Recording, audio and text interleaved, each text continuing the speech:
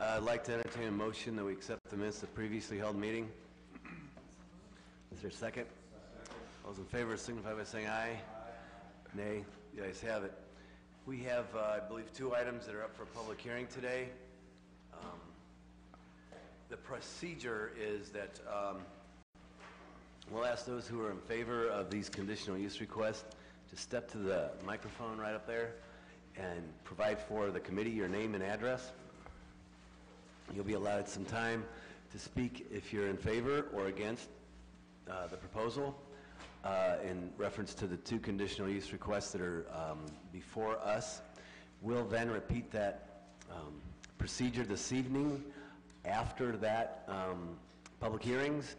What we will then do is we will then make a recommendation. This committee here will make a recommendation to council tonight in terms of either passing or turning down or tabling the proposed conditional use request. So those are the procedures. However, though, at this time, we'd like to ask a representative from our law department to swear in those who wish to testify to the committee in reference to the conditional use requests that are coming before us. If you'll be speaking on the conditional use request, if you could stand and please raise your right hand. Do you swear or affirm the testimony you're about to give will be the truth, nothing but the truth? Say, I do. Thank you. Thank you, Mr. York. Very good. The first item that's up for conditional use is authorizing conditional use to place the CO2 tanks at 1031 Forbes Avenue. Mr. Antonucci. Thank you, Mr. Chairman, committee members. Gem and Sons is proposing to extend their commercial business by locating a CO2 tank upon residentially zoned property, which requires a conditional use approval. Proposed white CO2 storage tank would measure 53 feet in length by 9 feet in width, would be sited behind their existing building, addressed at 825 South Arlington. The existing dwelling and garage on Forbes Avenue lot would be demolished. A new 6 feet east and north. The remainder of the Forbes Avenue lot would be fenced, and the only access to the lot would be from the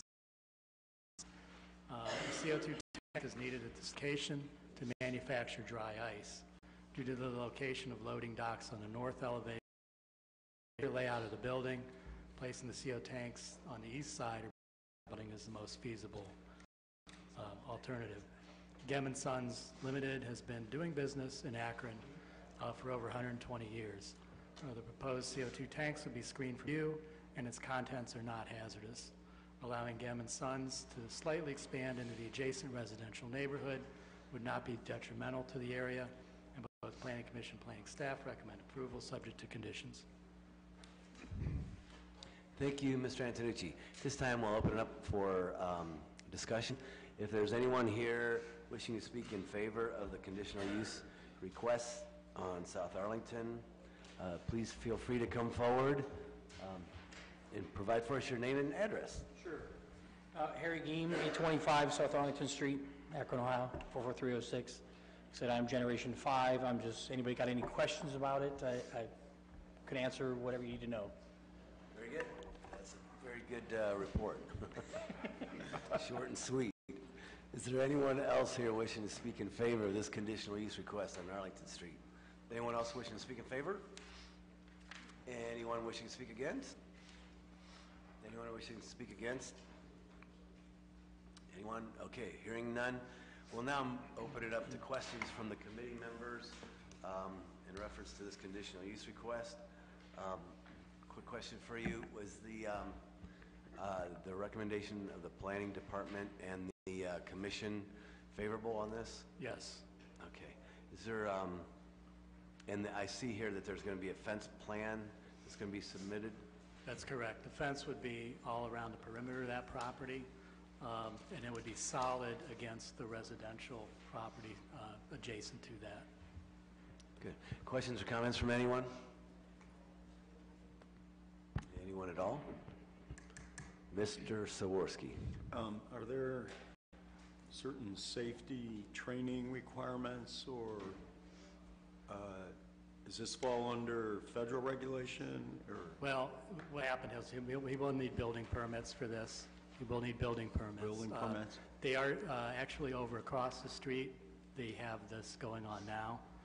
CO2 tanks are not hazardous, they're not considered hazardous. Who has it going on now? The Gem and Sons. The have same company? The same company right Okay. across the street. So Okay. they would, instead of having to move the tanks back and forth, they'll actually have it at this location as well. So it'll help them with their dry ice manufacture. Okay. Also, there is a condition that this is subject to the approval of the fire department, just so.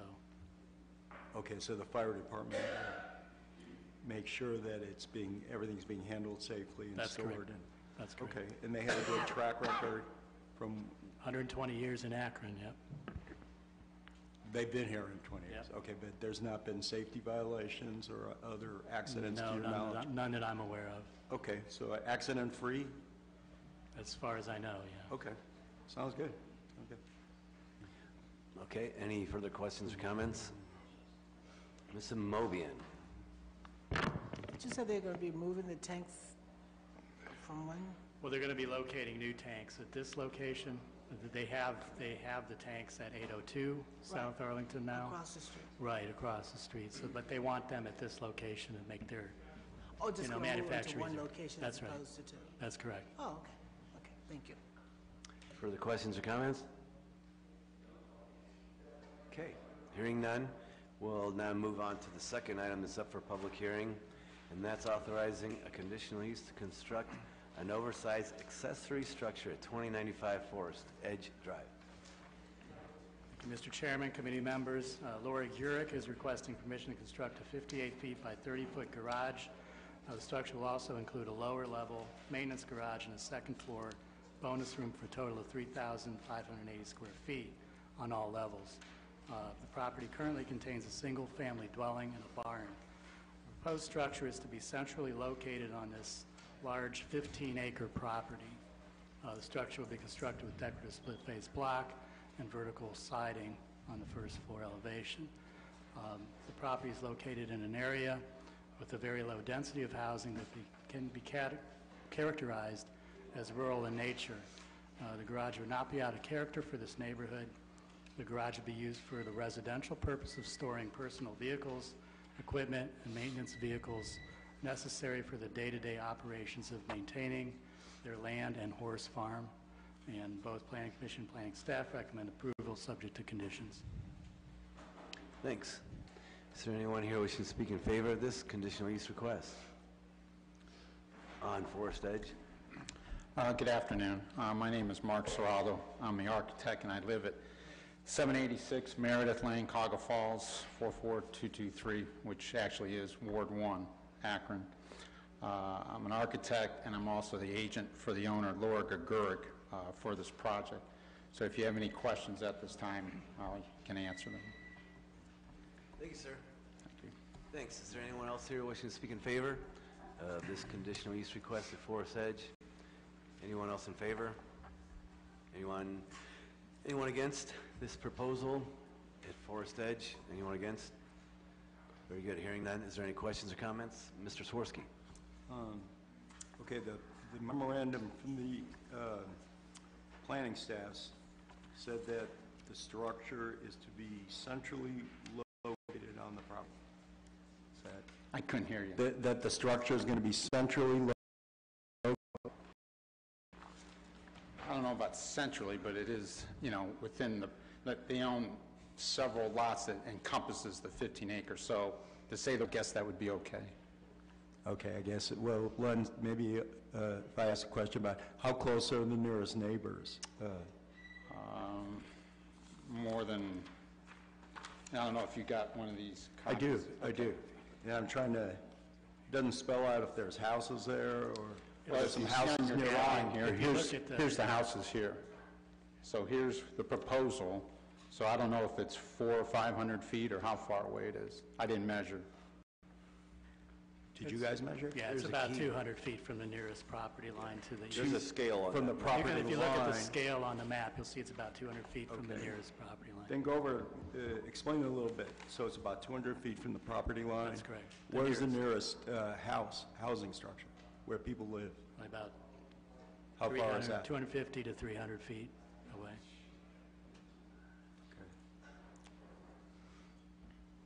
And how many houses are within that distance? I can show you a map here if you want to take a look at I have this map, but it's, could you just, I'd say there's two that Two? are that close. okay. And have the neighbors been notified of the change? it. Neighbors were notified, yes, How were they notified? by mail. Okay, have you had any conversations with your neighbors? No. No. I tried calling you.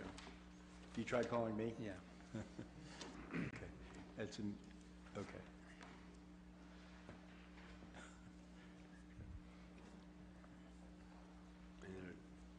Okay. I'll talk to you about that. Okay, yeah. Any further questions or comments?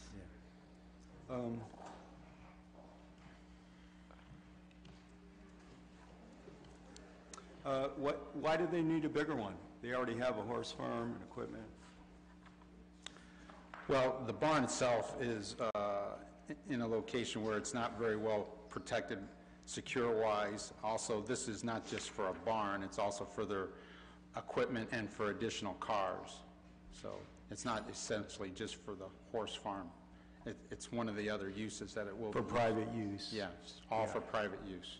Okay, and then in the commission, in the report that you guys wrote, you talk about new landscaping to further minimize the impact on neighboring properties. Does someone want to explain what that is? Yeah, that was on his original plans to show some landscaping there. That would It's be on- landscaping in front of the accessory building so that it's within the hill and the trees would kind of screen the doors so you wouldn't see the doors. But that's a personal preference because this building is closer to their house than it is closer to the barn. Yeah.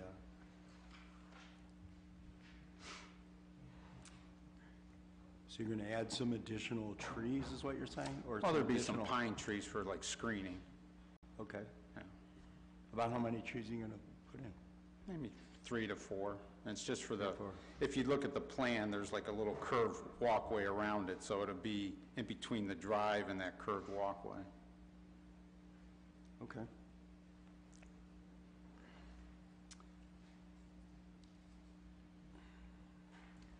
No further questions. Thank you. Any other questions or comments? Good, hearing none. We'll invite you both back this evening. We'll have additional public hearings, additional public hearings at 7 o'clock, and again, we'll make a recommendation after those public hearings this evening. You're welcome back. Thanks for coming. I'm going to recommend time on the balance, and then we can go ahead and go into the new list of legislation.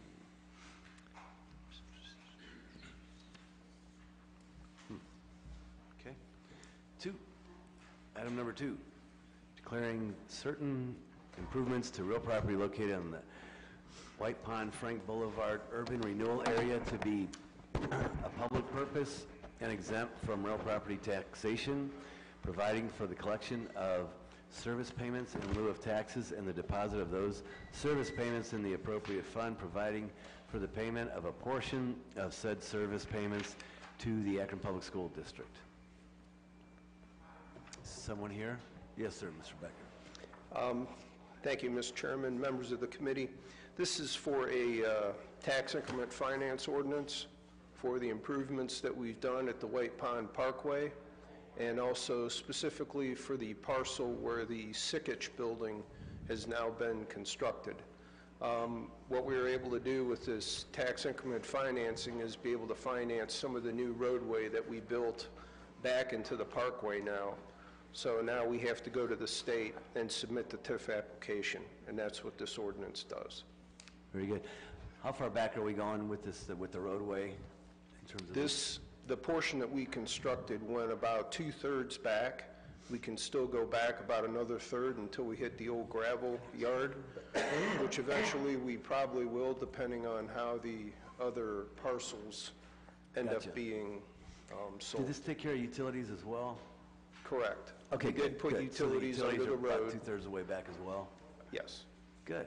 That's good. How many jobs at Skitch, or how you pronounce that? Sikich? Sikich. Yeah, it's an accounting firm. It's roughly 65 to 70 jobs, and obviously they're all accountants, so it's a very Very nice project. Good. Very good. Is there any other questions or comments? Is there a rush on this thing, Mr. Beckert? Consent would be fine. Consent's okay? Yes. Okay, good.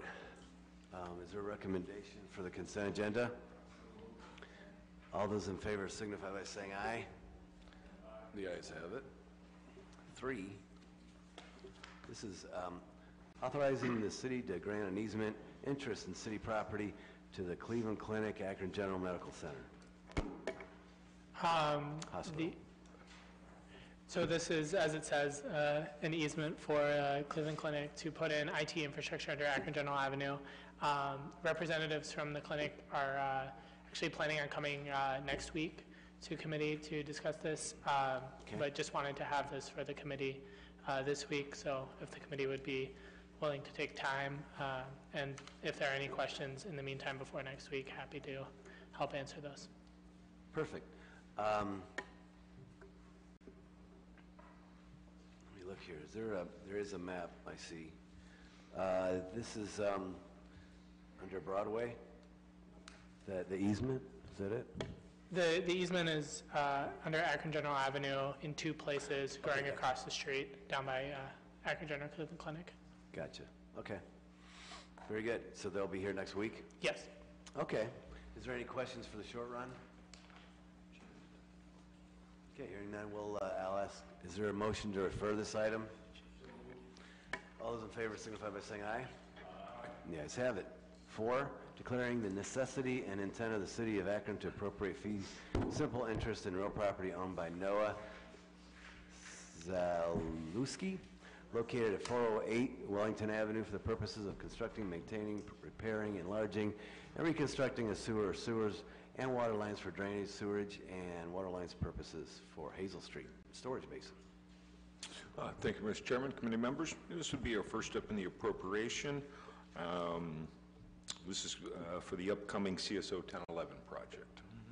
Okay. Any questions or comments on this? Yes, Mr. Neal. Thanks, Mr. Chairman. Just in regards to Wellington Street, because that's come up to us a lot, and I know Mr. Kilby, I believe Mr. Fusco is working with the one gentleman who had some property down there with the ice cream trucks. At least he said you were working with them. Yes. Okay. And I know he was surprised because he had some property that he was working on down there. Just a quick question. Everybody that's down in that area, have we secured all the land and notified her? Because I know with the one gentleman, he was under the understanding he had the opportunity to, that's where he was planning to move his operation, and then found out that the land was actually... I have spoke with him, and we are trying to work towards a solution. Okay.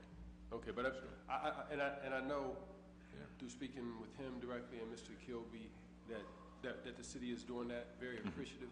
I just want to make sure, because Wellington has come before us several times. Yeah. We're good with everybody else down in that area? Yes. Okay. Yes.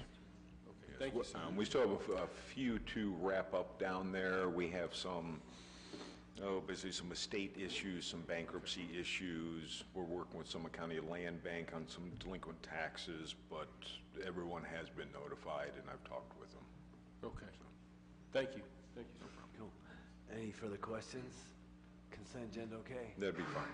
Very good. Is there a recommendation for consent? Is there a second? Second. All those in favor signify by saying aye. Aye. The ayes have it. Thank you.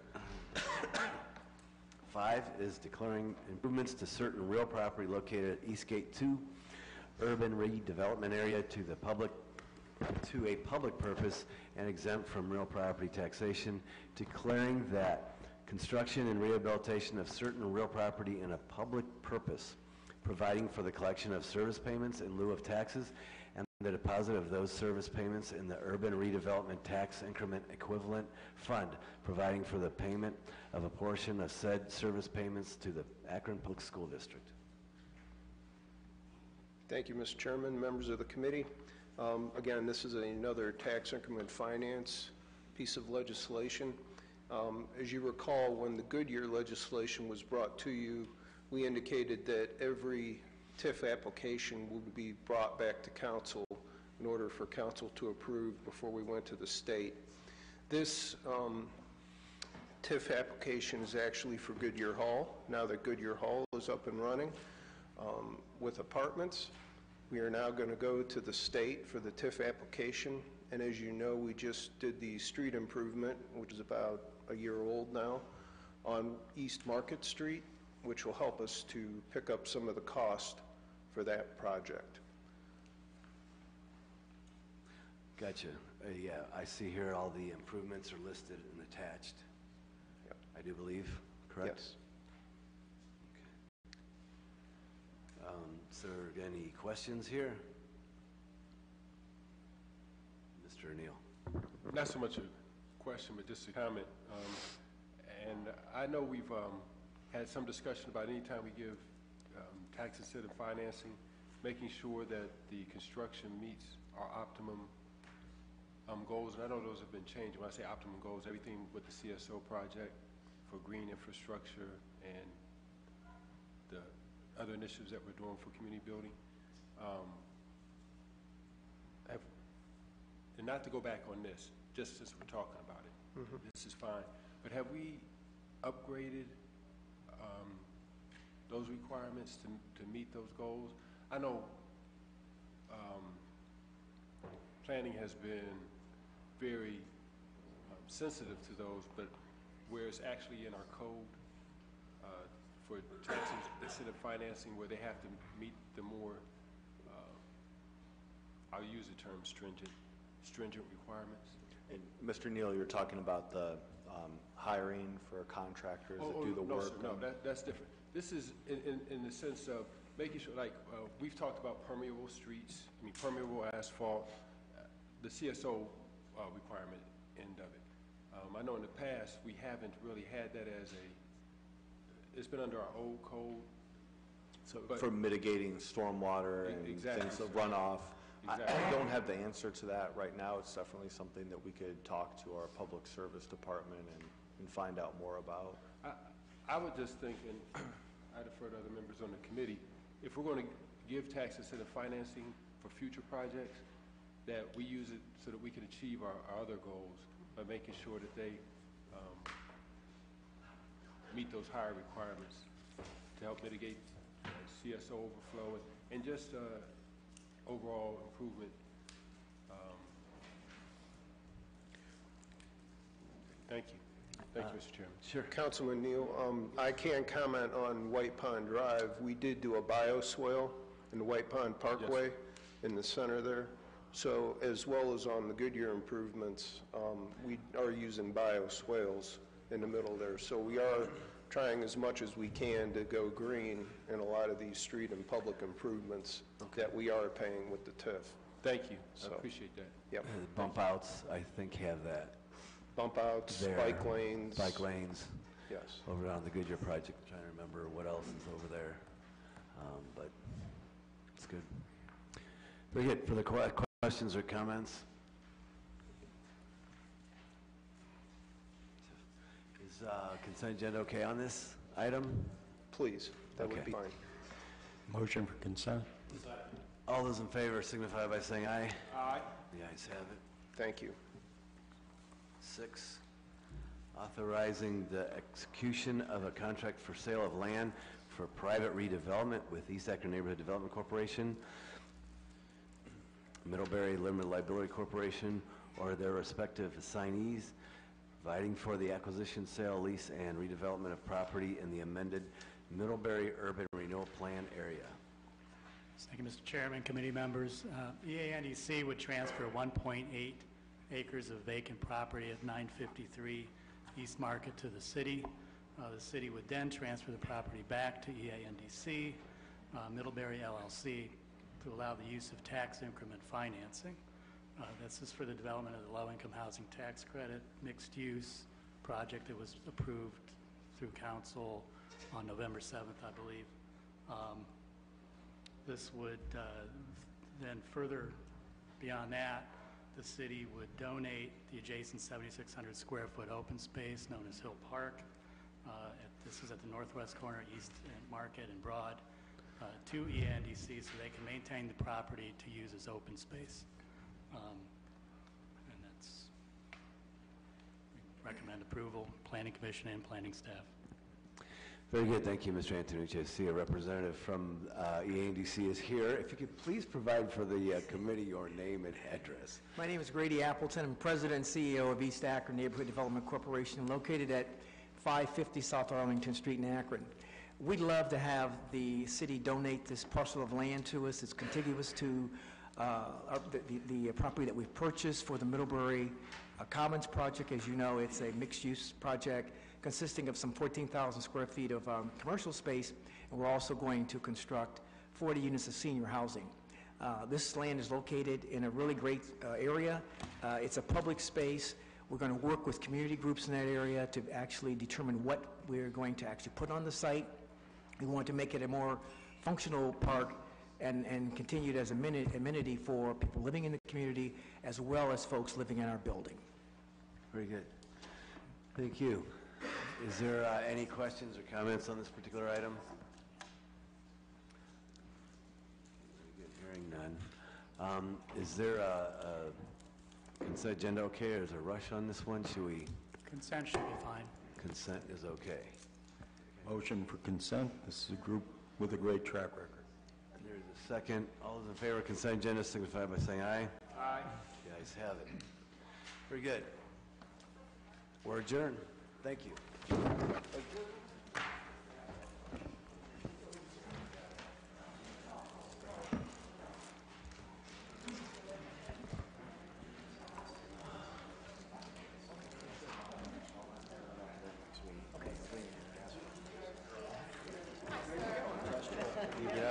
That's good, thanks.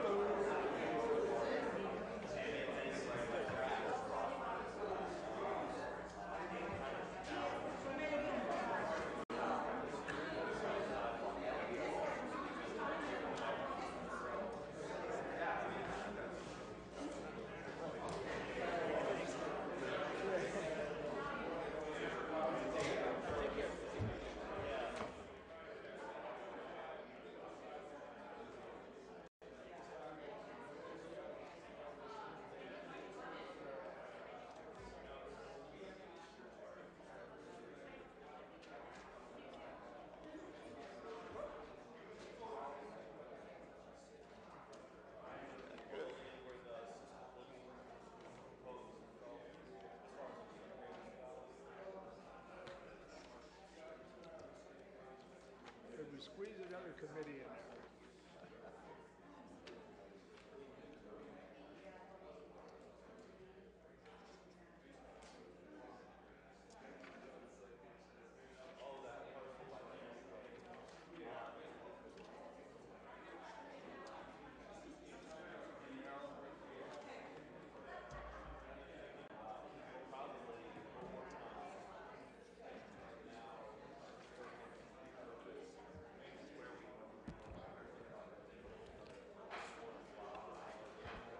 Public service will come to order in 30 seconds.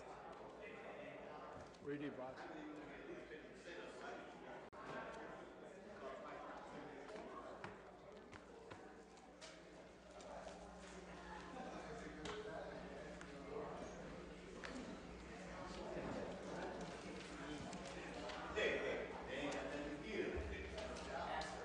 We got Sims, we got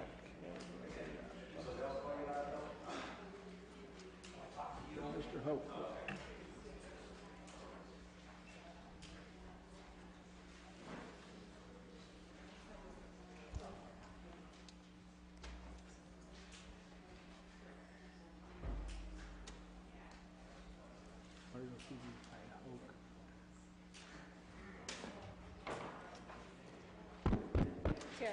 Mr. Sims, you want to join the committee? I'm here. You mean samples? I mean, samples, I'm sorry.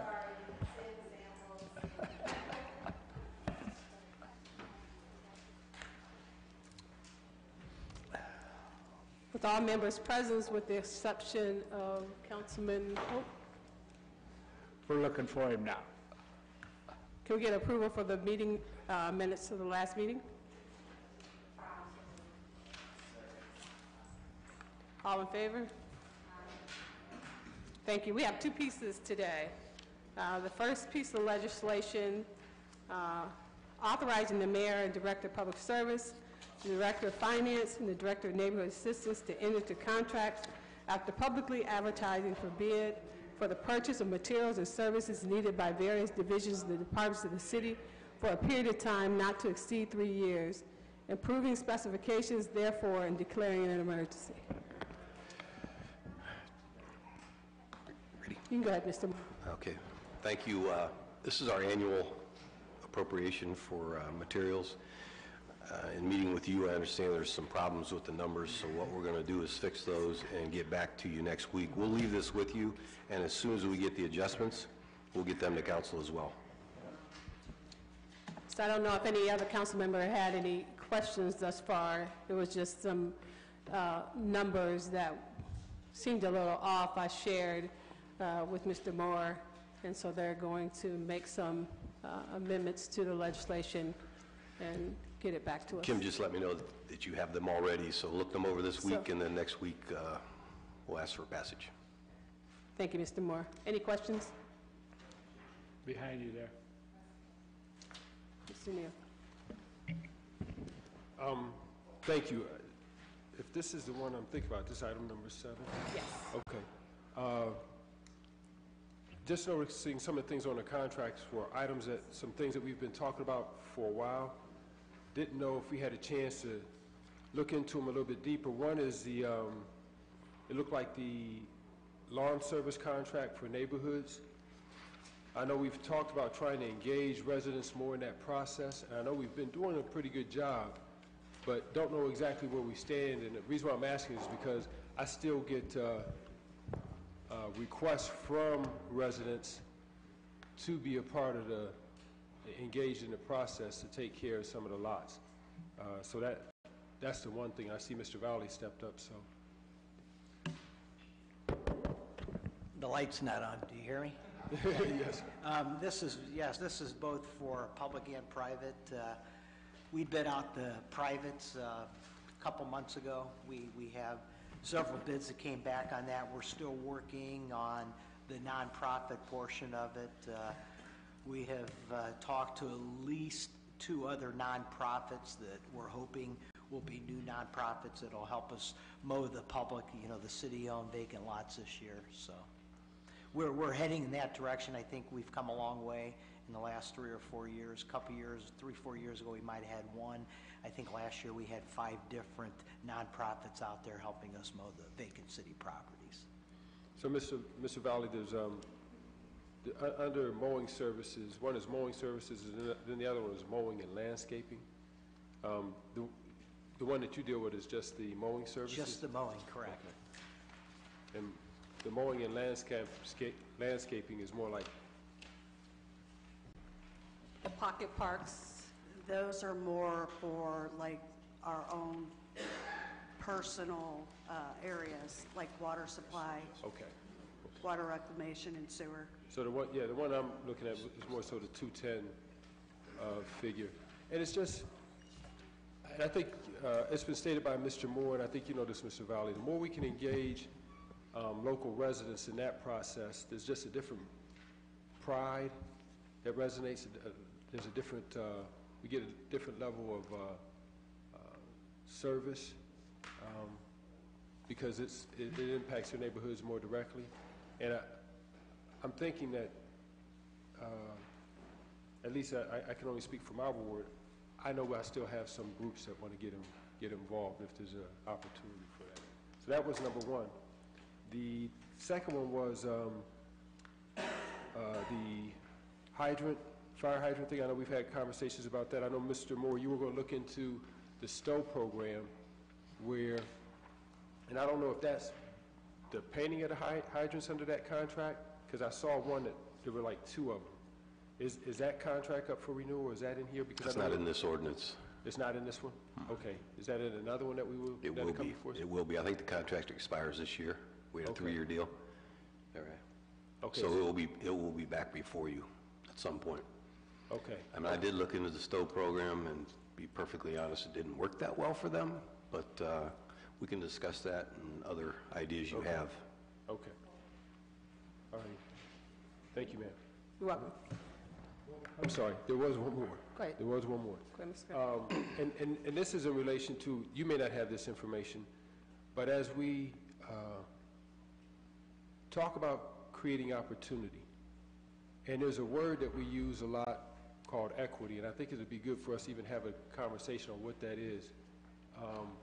As we try to engage more of our residents in the process and to make sure that the diversity is there, reading through the TIF financing that we do, that's one of the requirements in there, that the diversity and whatnot.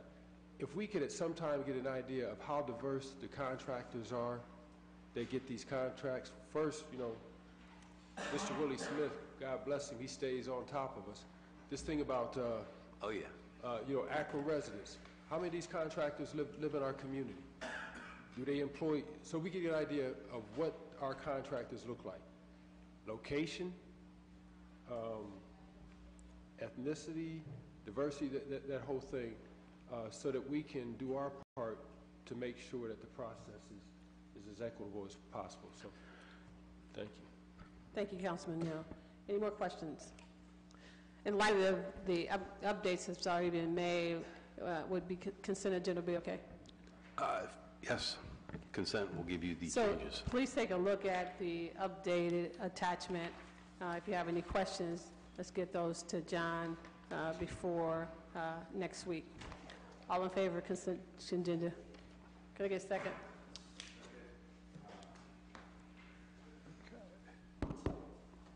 All in favor? Thank you.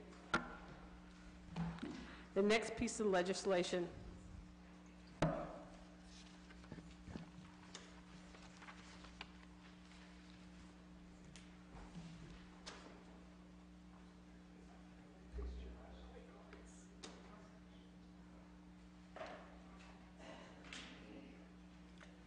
appointing and improving the assessment equalization board members and declaring an emergency.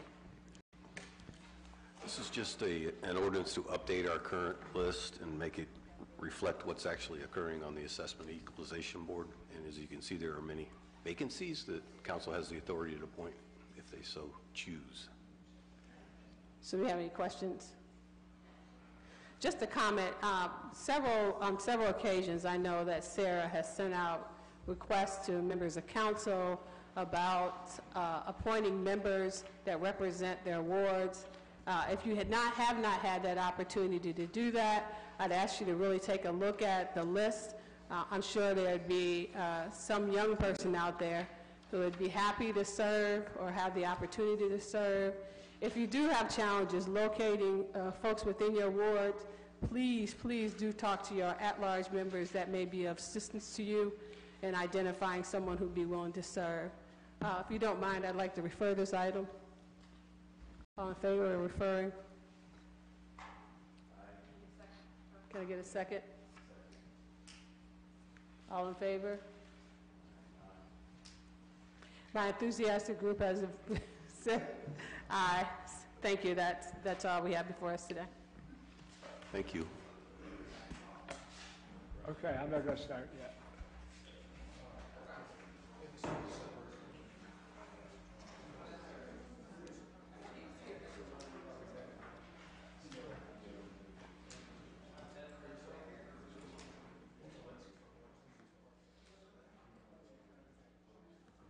Hey, John.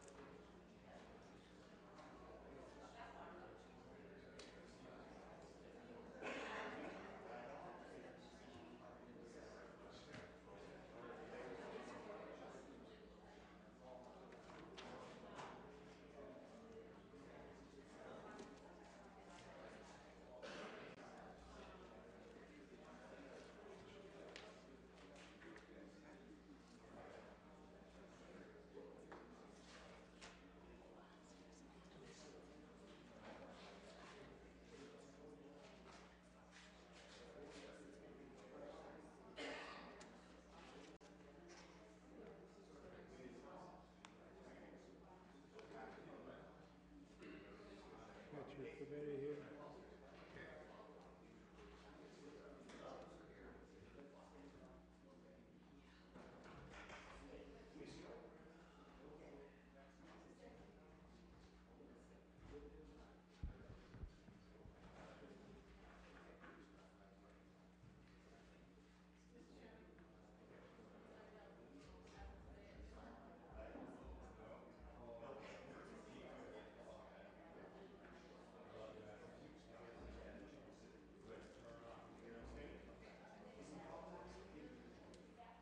How you doing?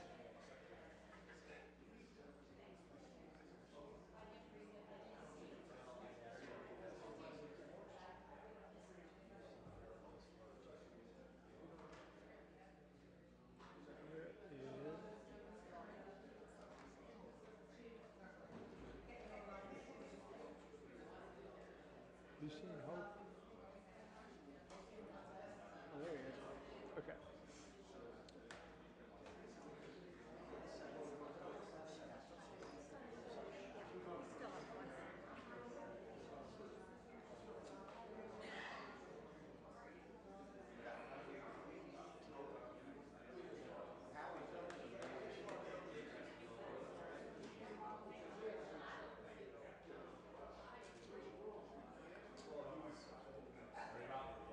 Whenever you're ready, sir. All right, I'm going to go ahead and call a public safety meeting to order, please. If I can have some order in council chambers, I greatly appreciate it. Like I said, this is public safety. Yep, all members are present.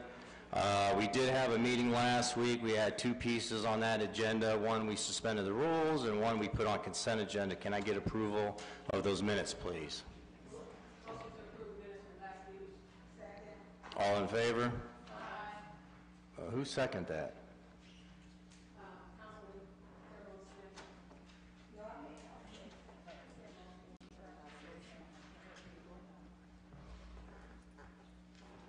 Yeah, you're not on the committee.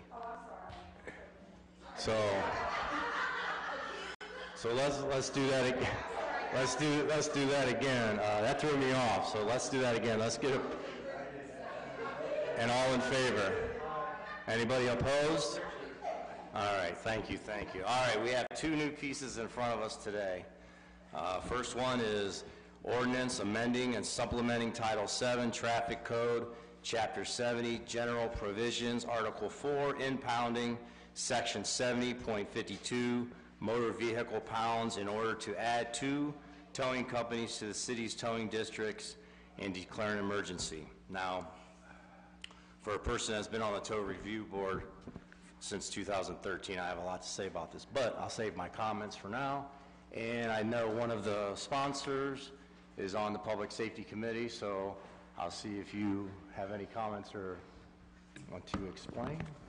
So I'll give deference to Tara Moore-Sample to speak to the legislation, but I know we've had this conversation on a number of occasions, as most recently as last week.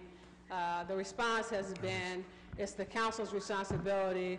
You have the authority to change districts if that's what you want to do, to make sure that we're more inclusive, and I think that's the step that we've taken. But I'm sure Tara Moore-Sample can speak more clearly to the piece of legislation. Okay, thank you. Mrs. Samples? And thank you, Councilman Kamer. So yes, this legislation is to add 2 other towing companies to the districts who have done business in the city and done business very well, and they both have come down requesting to be added to the district. I do know that Kenny's Automotive has requested close to 20 years to be added to the district. So really what this legislation is to do is to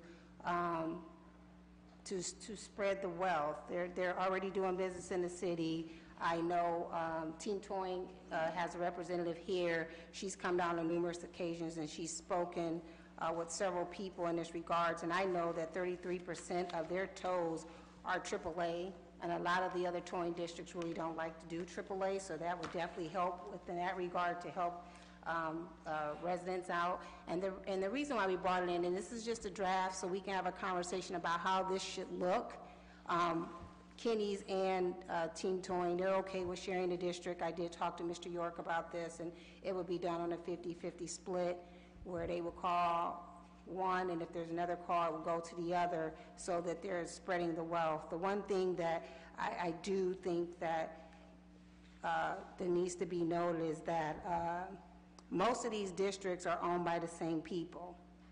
You know, we have, I do believe that District 1 and 2 are both owned by Bowers, and Griggs owns Districts 3 and 5. Correct me if I'm wrong. So it's not like it's really going to hurt their business because they own more than one district. They would just be, they would have somebody else there as a caveat when there's an issue, especially now with the winter coming. If you have one person covering the whole district, and if there's an accident, you have to wait for one towing company when you have another towing company just sitting there, especially one who's doing AAA. So I'm hoping that we all take a look at this, definitely, you know, take some time to look it over and see if we keep it this way, or do we expand District 5, which is the smallest of them all, where it's comparable for them both, but seeing that District 5 covers 2 different districts, I just don't see where it would cause too many issues. And again, they both have all the equipment. They've submitted a list of all their equipment. They both have been down here extensively to speak to us about being added to the districts. It's been some time since anyone has been added to the district.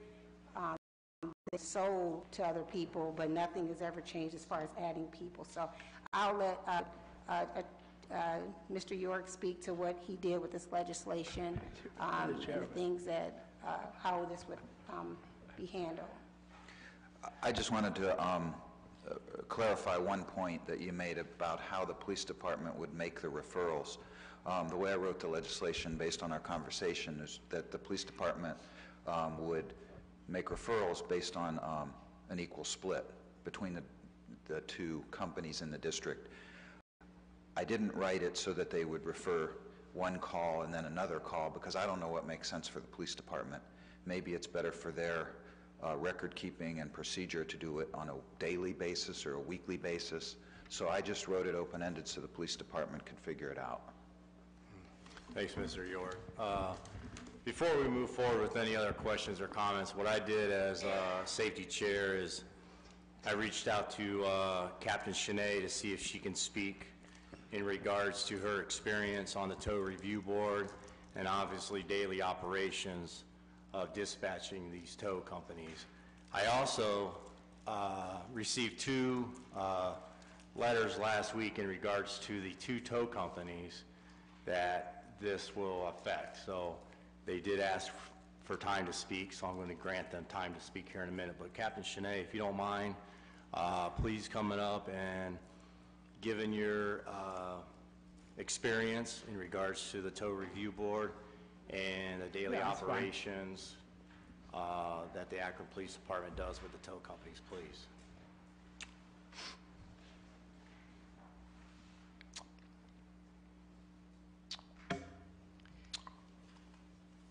Okay, one of the concerns that I see right away is it's not whether or not this is a good idea or not, it's the fact that we only received the legislation draft this morning, or what's being presented for legislation this morning. So we've not had very much time to really do research as to how impactful this is going to be for us to come up with a reasonable and equitable solution to share tows in these districts. Our computer-aided dispatch system, which is CAD is what that stands for, is this computer system that currently is programmed with the tow districts as they are currently. That system is in the works for being replaced because of its age and its lack of capabilities. And I spoke with Lieutenant McCosey, who is been very involved with that process. And just given the information that we have right now, he can't guarantee at this point that we could write a program that would be able to implement a sharing process for a tow district like that. So that is a concern of ours, that we don't want to have to be making hash marks on a piece of paper that, you know, goes back and forth between 5 different communication shifts. We want to make sure that this would be fair and that no company is going to suffer because we don't have a program in place that can handle this legislation. Okay. Thank you, Captain. I appreciate it. I'm sorry you just got it this morning. Obviously, I forwarded it to you, so I appreciate that. Mrs. Sims? Thank you so much, Officer Shanae. So one of the things we've been told for at least since the beginning of the year, I know, is that this is the authority that the council has to set the districts. So is the issue that you don't have current capacity, or is it the issue we just can't do this? Like I said, we haven't had the opportunity to get with the people who are able to work in the programming of our CAD to see if it is possible for us to have a program written that can handle this alternating by whatever means, you know, whether it's 1-for-1 or this day through this day is this company, and you know, we just haven't been able to come up with a plan and then determine whether that plan can work.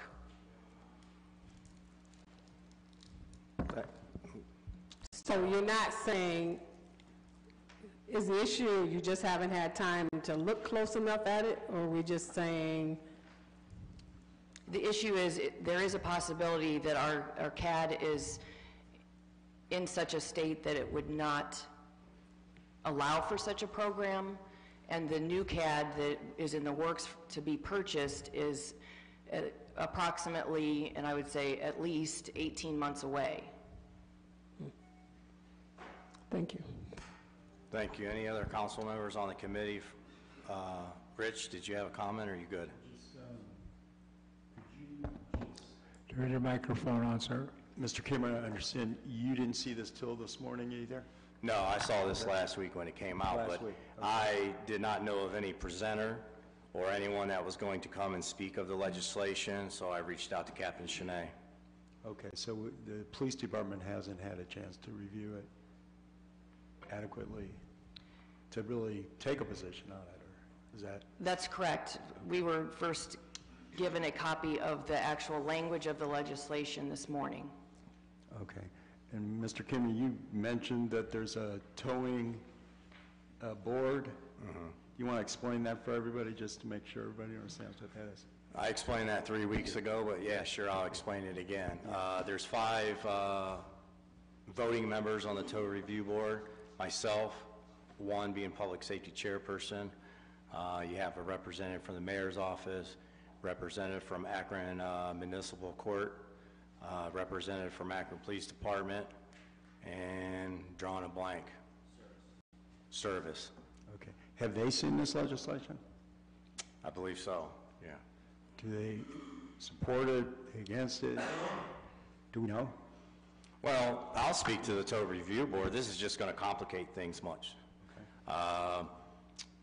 That's like, I can use several examples, but how I look at this is, that's like me and at-large, if I'm okay to use your name, at-large Jeff Fusco.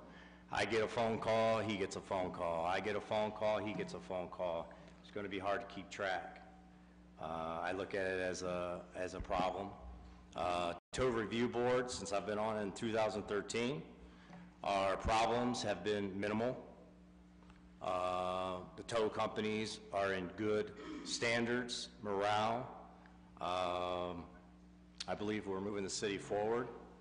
I just think this is going to complicate things more. And I have a lot more to say, but I kind of want to listen to the members of council before I really give my testimony on what I do hands-on with the tow companies. So hopefully that's a good start for you. Mrs. Somerville? Thank you so much, Mr. Chair. I guess some questions that I would have is in terms of, do we have numbers of actually how many tows are happening in District 4 and 5 where we see that there really is a need to have two tow companies involved, or are we just doing this because these are two companies that have approached us? And then I think we also need to think about, just being fair. I mean, you're going to have some companies that aren't sharing, and how are you going to deal with that issue of it? So I think, potentially there could be some issues the way that it's wrote up. And Mrs. Somerville, just a comment on your question. Tow Review Board, we have those numbers. Every 3 months we meet. We go over those numbers. I don't have them on the top of my head. We just met last week. I did mention that a couple weeks ago. We did have a meeting last Wednesday. We go over those numbers and any problems or concerns from citizens, et cetera. Before, let me go and see, because I know you've already spoke twice, if that's okay.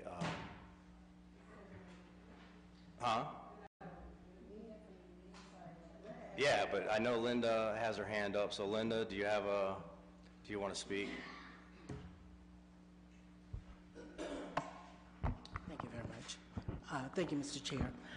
I think what I'm trying to understand, and it's taken me a little while to understand these districts and the role that they play, and now that I do, I don't understand what the confusion is about or why we can't accommodate the districts as they are. Maybe they need to be redrawn, but aside from being redrawn or even looked at again, if we utilize the layout that we have available already and go back to the way it was before you had two towers take on two each, what is the problem with taking one from each one of those and giving it to new individuals to take advantage of this opportunity? Because that's what we're talking about, allowing 7 towers to have a district each. And I don't know what the complication is about that. Am I speaking about something? I don't know if she can speak about that. The complication comes from making sure that the person who is working at the services position where tows are, officers request tows from, and then the service technician contacts the appropriate tow company. It's making sure that they know which company is supposed to be contacted. So if the districts don't change, then if it's one of the districts that now has 2, which one is the one that gets called? I mean, the individuals with 2 districts would have to give up 1.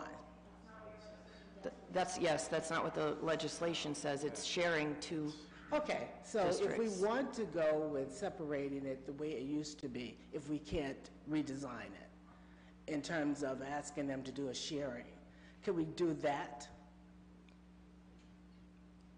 We can look at doing a variety of different things. Yeah. I but mean, the way the current legislation I would like for that to be is written. considered if we can't do what we're requesting.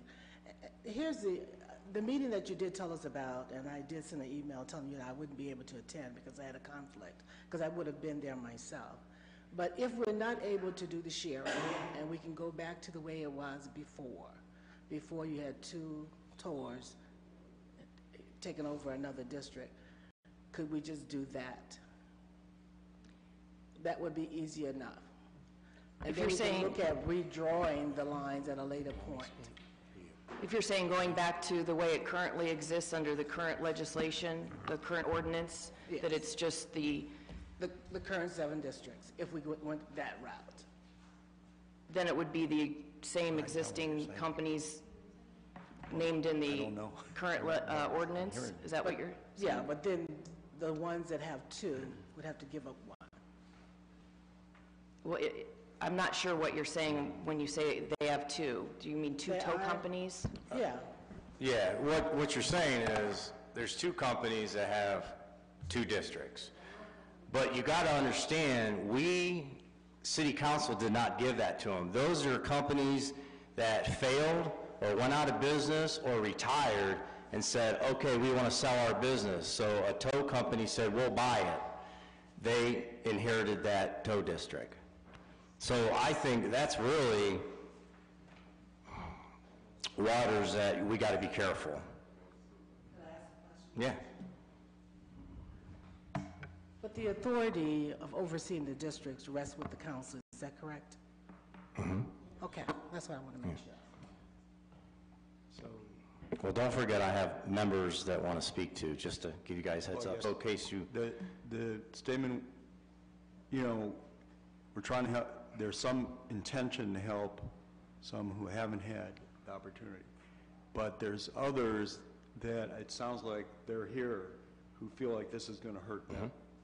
Yes, and if you want to hear from them now, I'll do that, and then that would be great. Might, you know, see some of the answers or questions, so... And they have already paid, they had put money into this. Right, that's a good question. They can speak to that. So what I'll do is, all fairness, is I know I want everybody to speak. So one of the tow companies is Kenny's Automotive, is the owner or a representative here from that tow company.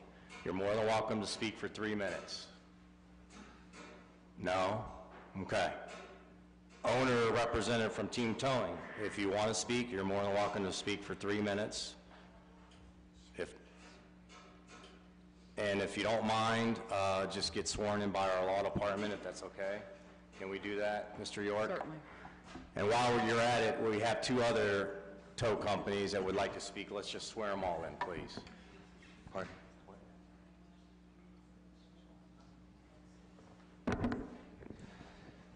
Why don't we swear everybody in who might be testifying about their towing company?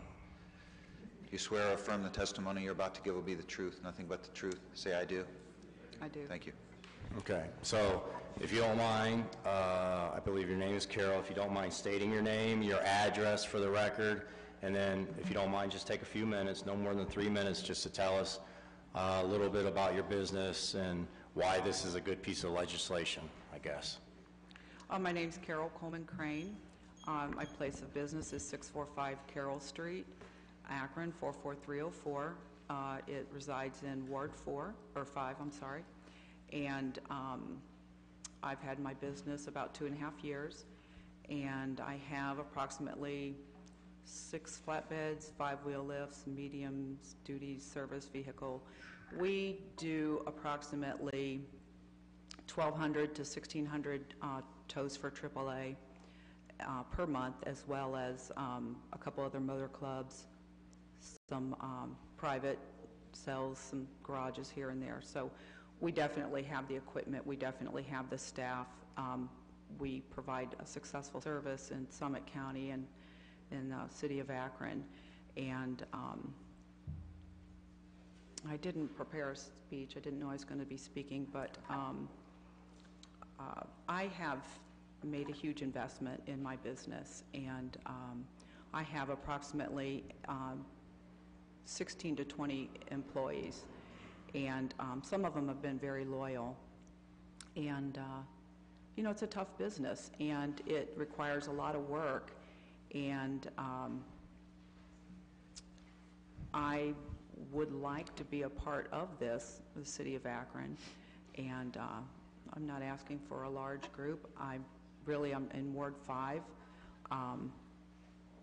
We do police calls now.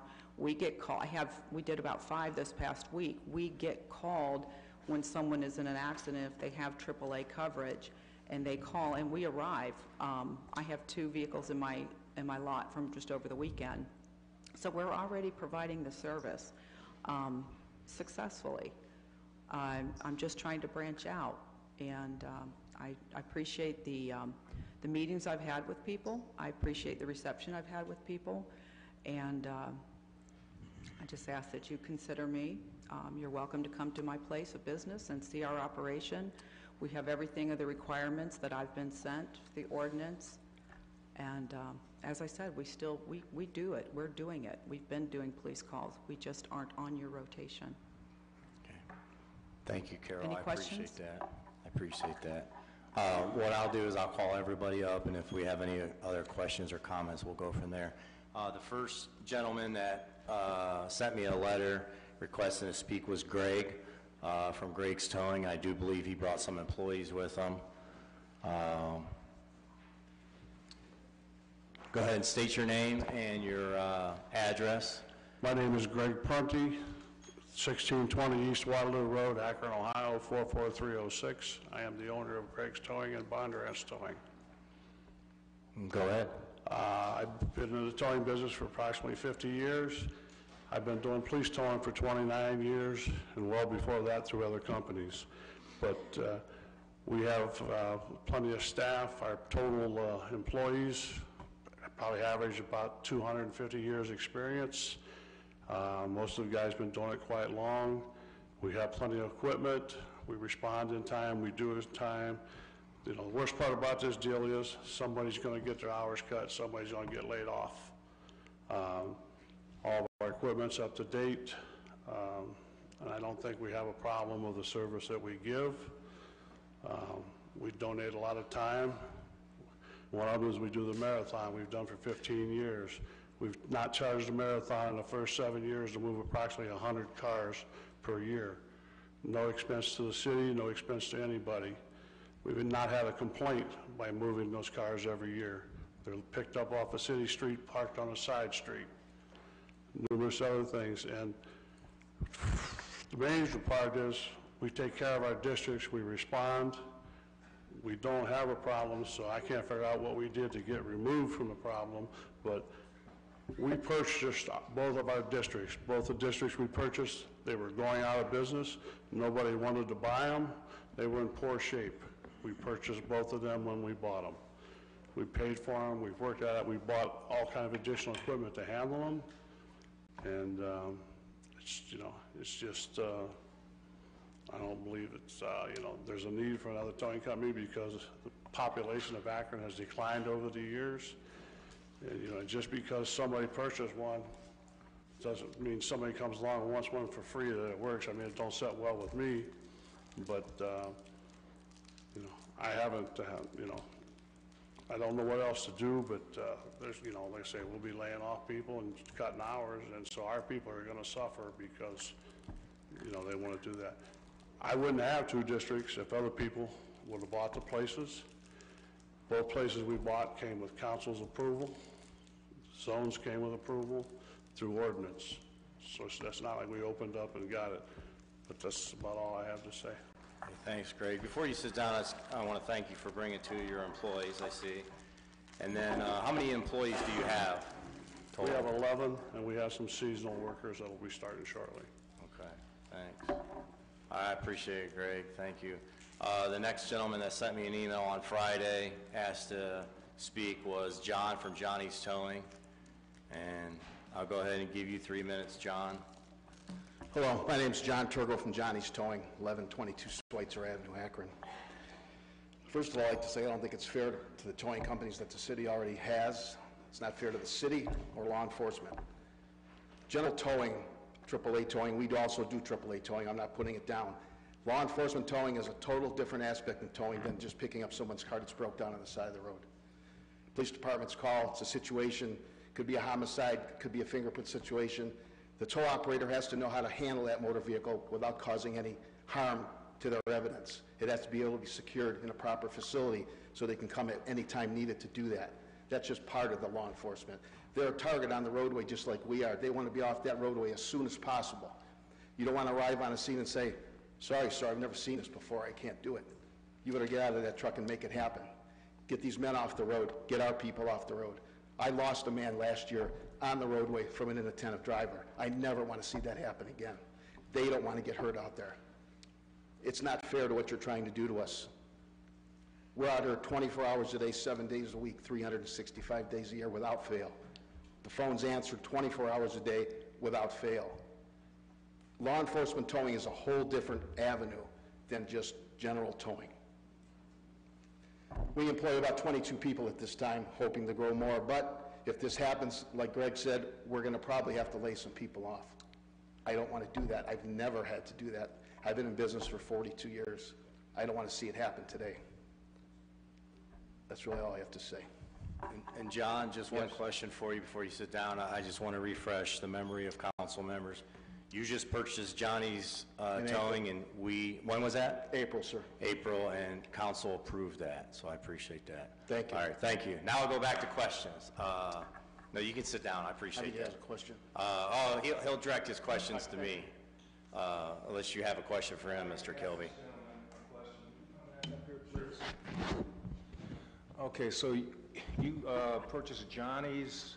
Correct. Now, when you purchased Johnny's, did that include his equipment, his impounding yard? Everything, sir. And his business? That's correct. And to you, the district is the business? Very basically. important, yes, it is. Okay, so you purchased that? Yes, sir. Greg, would you come up here, please?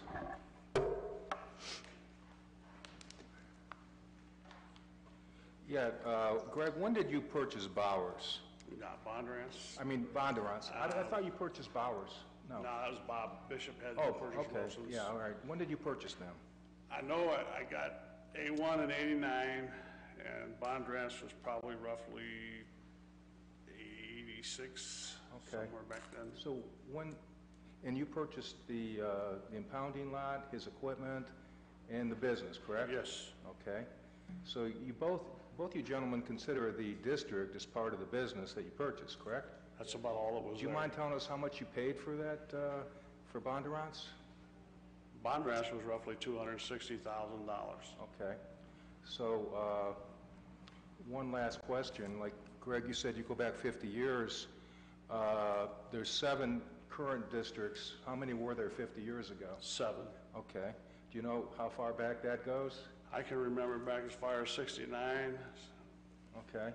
So there was, would you say there was more or less towing, police towing then than now? There was more back then. Much more, or just?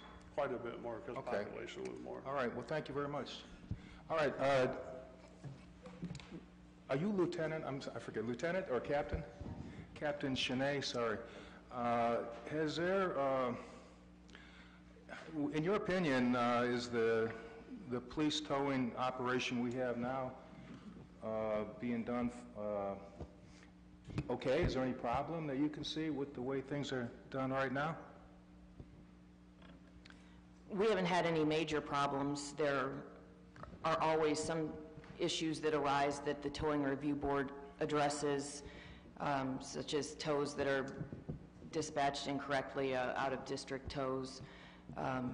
Sometimes there, just like with any operation, there have been complaints, and we look into them. But as far as getting to the point where there's been official hearings or removal of companies for poor service or behavior, that has not happened to my knowledge, and certainly during my involvement with it, of which I had some involvement back when I was a sergeant quite a few years ago and worked at the information desk. I was part of the Towing Review Board then as well. Okay. So, in your opinion, is there any need for change?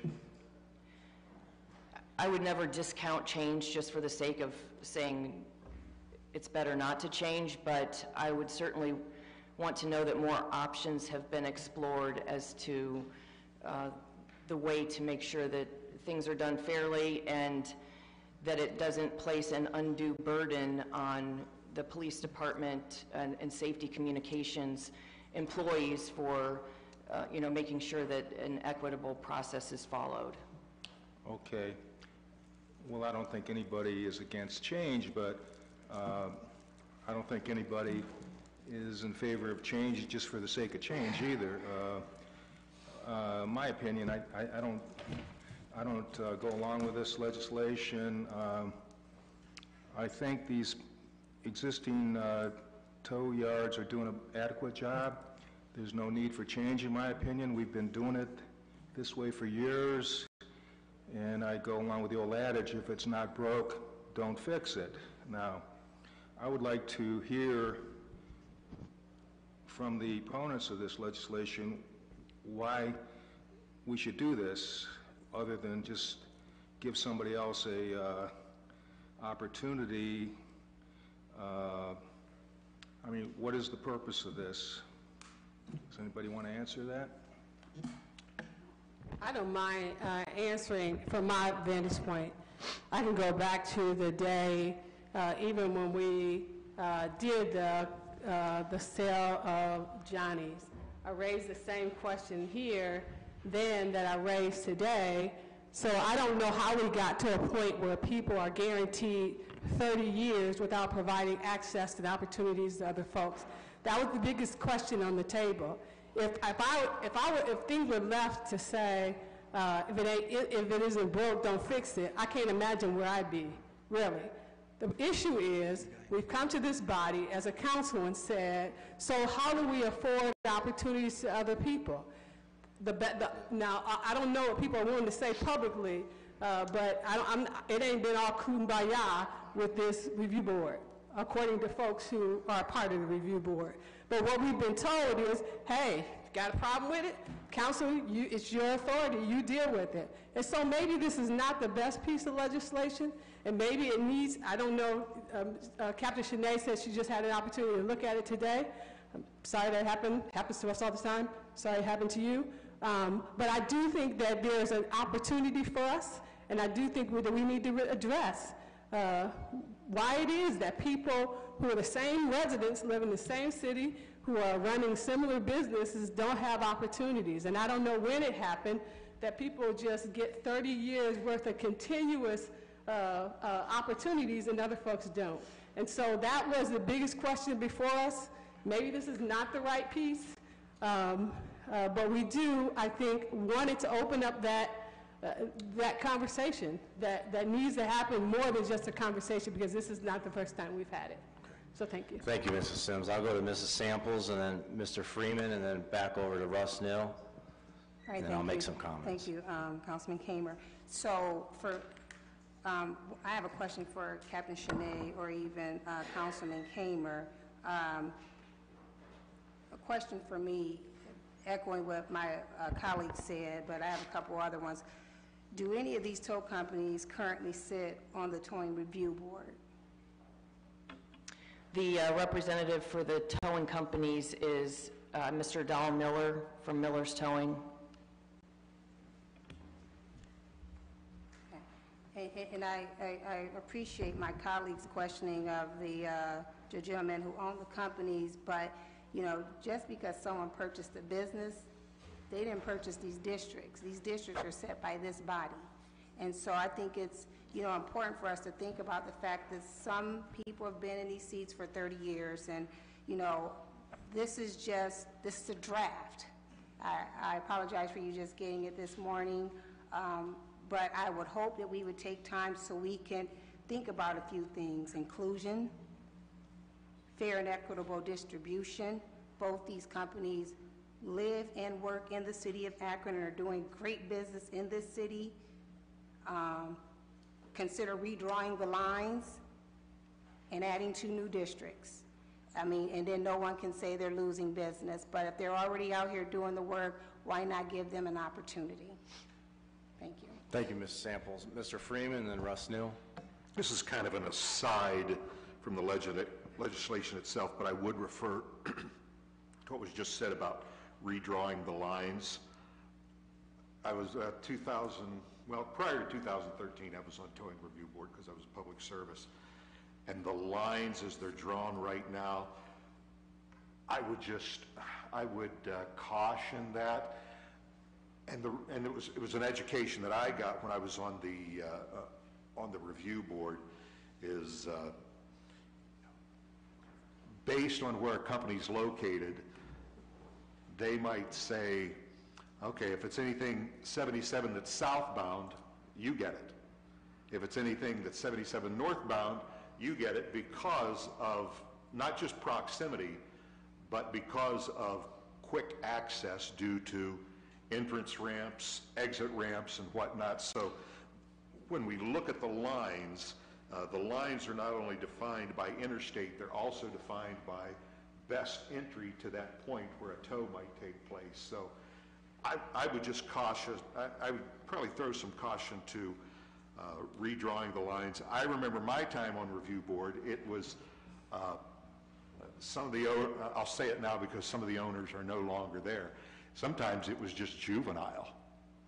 And everything that I've heard as of late, I've not been on the board, is that things are fairly calm right now.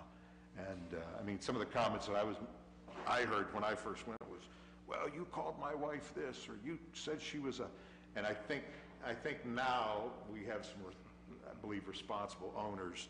And Mr. Kamer, you kind of told me, said, meetings are not like they used to be. So, but I really would caution against the idea of redrawing the lines, because it's kind of a sticky wicket when you think about access and egress and whatnot. Thanks. Thank you, Mr. Freeman. Mr. Neal? And then I'll make some comments. Thank you, Mr. Chairman. Just want to share from the standpoint of just being a small business owner. I can see this from both perspectives. I can see when you purchase a business, you base it on its past history and its revenue, and you project your future based on that. But also, when you're in the industry, you want opportunity to grow your business. It's obvious that these districts are a city asset, and that right there is the challenge, because as a city asset, they belong to the citizens of Akron. And unlike before I was on council, I would bid on. I see some people laughing and may not think that this is okay.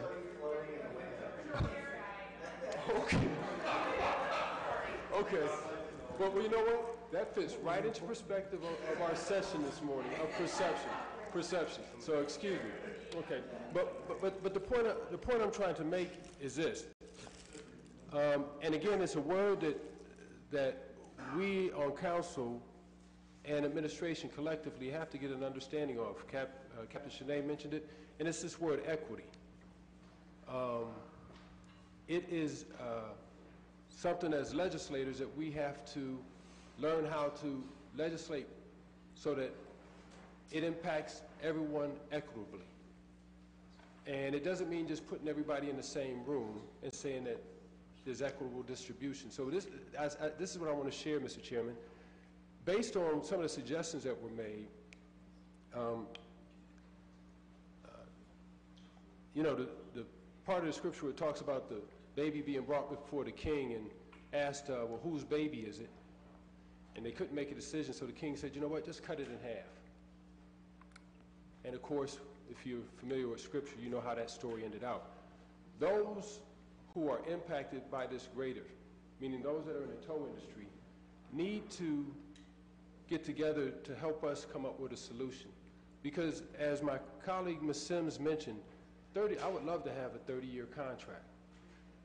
But I can understand with Greg's Towing and those others who purchased a company and invested that money based off of the revenue that came through that district being a part of it. And it was at one of the latter meetings, I think one tow company said that district accounted for about 40% of their revenue. Nobody can afford to take that kind of hit. But again, going back to the same token, a small business that wants to be able to have opportunities, we have to find a way where they can have an opportunity. Now, if it comes to sharing, I don't know, you wouldn't want to go day to day or week to week. If it's quarter by quarter or biannual, or they know that they have the contract for so many years, but I think they would have to tell us that. They have to let us know what's equitable. I can tell you as a small business owner, when I did business with the city before I got on council, it was a little bit different because it was a bid process. You were able to see what everybody bid, and you just decided if you wanted to bid that price and you could win it. It wasn't like you were locked out. So I say that because this brings, as we look at other contracts that are within the city, I've had this about, we're talking about the small parks. We've talked about some of our major parks, like the soccer park, and other facilities within the city. So definitely the tow company has to be involved in this discussion. But again, if I bring it back to me as a small business owner, I would hate to have purchased a company and base my decision on them having that district and then have it yanked from me. But at the same token, as a small business owner, I would hate to be locked out and never have the opportunity to bid on one just because of an older practice. And as we move to a more equitable society, this is part of the challenge, is finding that balance. So, but for that to happen, as we learned this morning, it can't be done with just the 13. We need to have those who are directly impacted, all of them involved in the process as well. So that's the towers, that's the police force, and that's council. So thank you, Mr. Chairman. Thank you, Mr. Neal. I know we heard from the two tow companies that this will affect. We had one of the two proposed tow companies show up today, and they spoke. To my colleagues, this legislation, I believe, is not good for the city of Akron, nor the tow businesses, or the safety forces and citizens who travel our city. Out of respect, I've been on the tow review board since 2013 as your public safety chairman, and hopefully you trust my knowledge on how we should be moving forward. A lot of you know I have a proven track record of bringing in good legislation over the years. Examples are parking in front yards, parking in side yards, the animal cruelty ordinance, vacant building registry, and having the Akron Police Department ticket vehicles on vacant lots. And then just recently, the tow increases for the tow companies that they have not had in over 10 years. And that's taken me about 2 years to work on. I'm asking you, please allow me to take the time to really bring in a good piece of legislation that benefits everybody, including the safety of the Akron Police Department and the citizens we represent.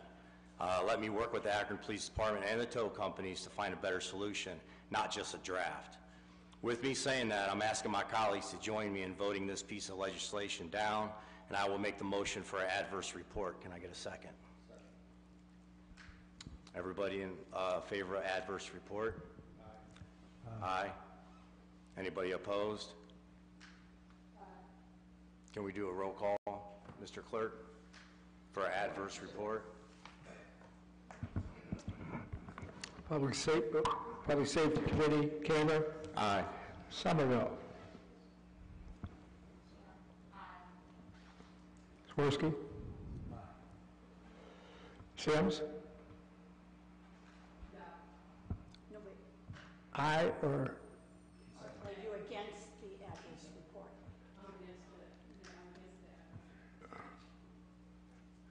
Okay, Mosey Sample. She's not on the committee. I'm sorry. Bob Hope. Would you quit sitting up there? Bob Hope, I'm sorry. Okay. That's it? Well, okay, if you don't mind telling the vote real quick before I go on to the next piece. You have 4 that agree with the adverse report and 1 for the draft. All right, thank you. All right, moving on to our next piece of legislation. Thank you, everybody. Is ordinance number 11, authorizing the purchasing agent to enter into a contract or contracts after publicly advertising for bids for needed repairs and improvements to kitchen facilities and 2 of the city's fire stations, and ordinance with the 2017 capital improvement plan and declare an emergency. And today we have Deputy Mayor of Public Safety Charlie Brown. He brought some of our best Akron firefighters with him. Very best. Thank you, Mr. Chair, Safety Committee, Chief O'Neill, Chief Kaut, and I'm not sure the last time was his name, Mike Casiopo.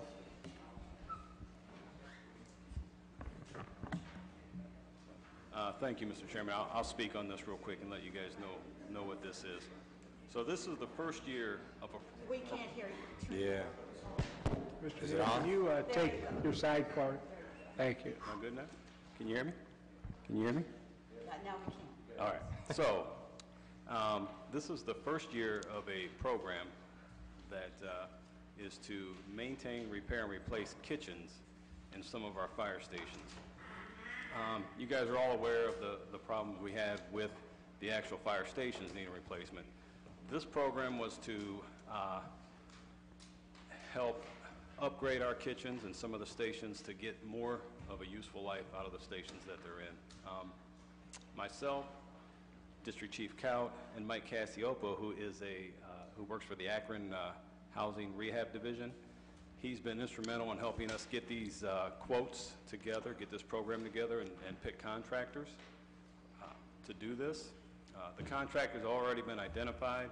The bids are in. They all fall within the $40,000 threshold that we were allotted from as part of our 2017 capital budget. And we would like to get this program moving forward as quickly as we can. Thank you. With that, we'll take questions. No, everybody else is okay? Okay. Any questions, committee members, please? Mrs. Somerville, please. Thank you, Mr. Chair. I was just wondering, which stations are we repairing the kitchens in? The first two for, as part of the 2017 monies will be Fire Station number 5 in Ellet and Fire Station number 6 on Hawkins Avenue. Thank you, Mrs. Somerville. Any other questions, committee members? Any council members? Oh, Mr. Swirsky, you got a question? No, just, I would assume that this also helps in recruiting new candidates to the fire department, that we have really nice cooking facilities, or that? I would agree with that, and I would also maybe point out that the kitchen is kind of the focal point of our stations whenever we have citizens inside, tours, meetings. Yes. So it's an important area of the station. Thank you, Mrs. Swirsky. Good question. Any other questions? Anyone? What is the time on this? Consent agenda is fine. Consent, okay. We got a motion? All in favor? Anyone opposed? Just make sure smoke alarms are installed in the kitchens, please. All right, with that, we're adjourned. Thanks, everyone.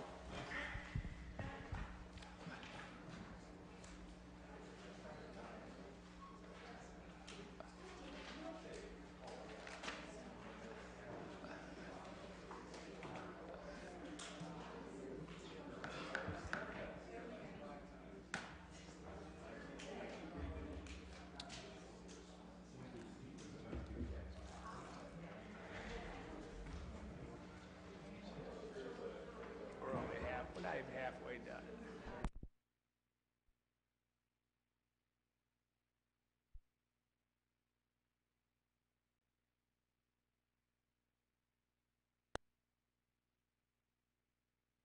Park and Rec resolution. If not, I'll move right into public Is your utilities. committee here?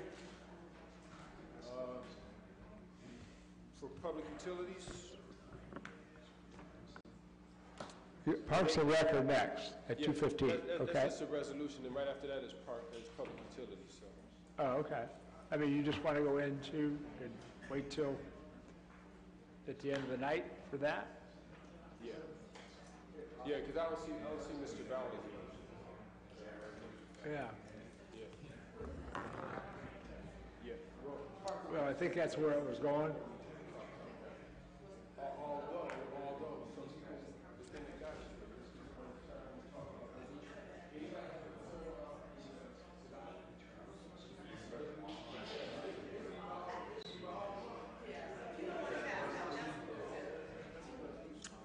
What's up next? So what are you going to do?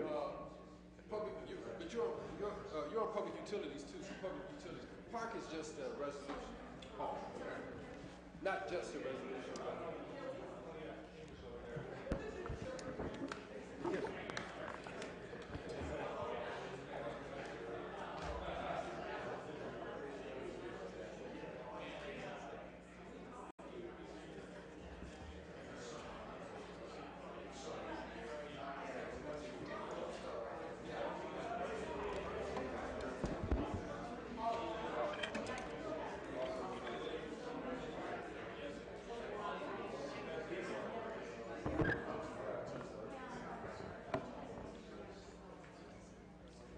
For members of council, the Park and Rec only has a resolution that we will address in general session, so the next meeting up will be public utilities, which will start in 2 minutes.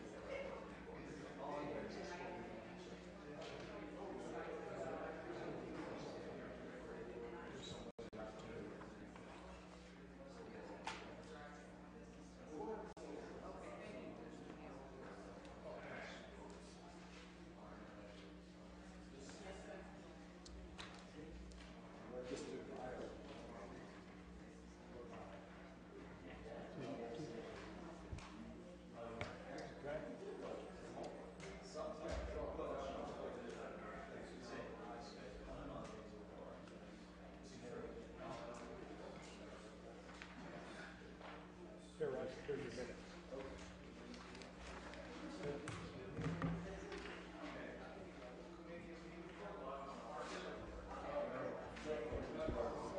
End of everything.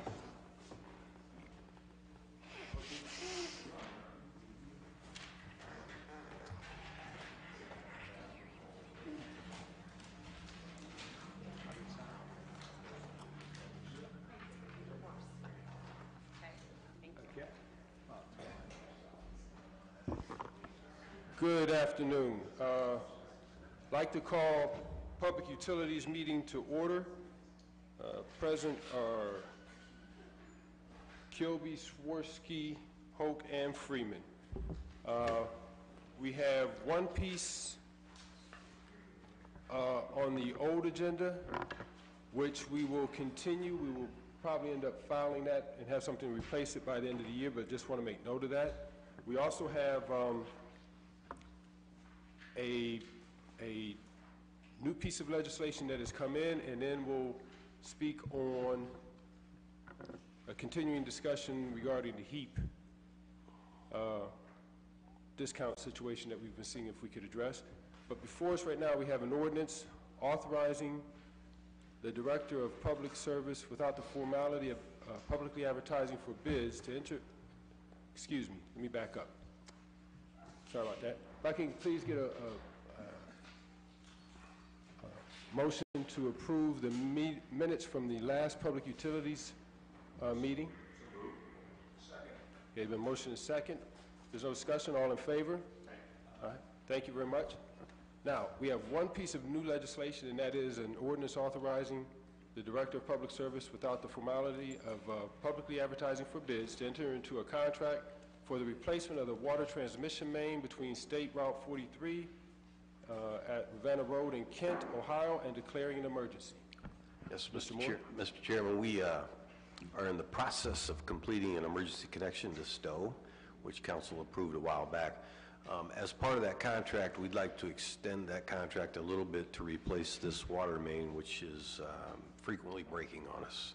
And because the contractor's already mobilized, we feel like we can get a better price for it. And that's what this ordinance is about. Any questions from members of committee? Any questions from members of council? If none, is consent? Consent would be fine. Okay. Motion for consent. Thank you. Second. The motion is second. There's no further discussion. All in favor? Aye. Any opposed? Okay, motion carries. Thank you very much.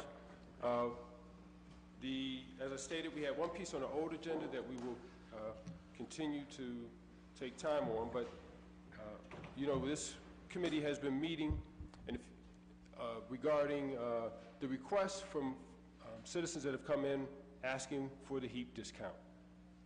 About 2 or 3 weeks ago, members from the water department came in and gave us insight on the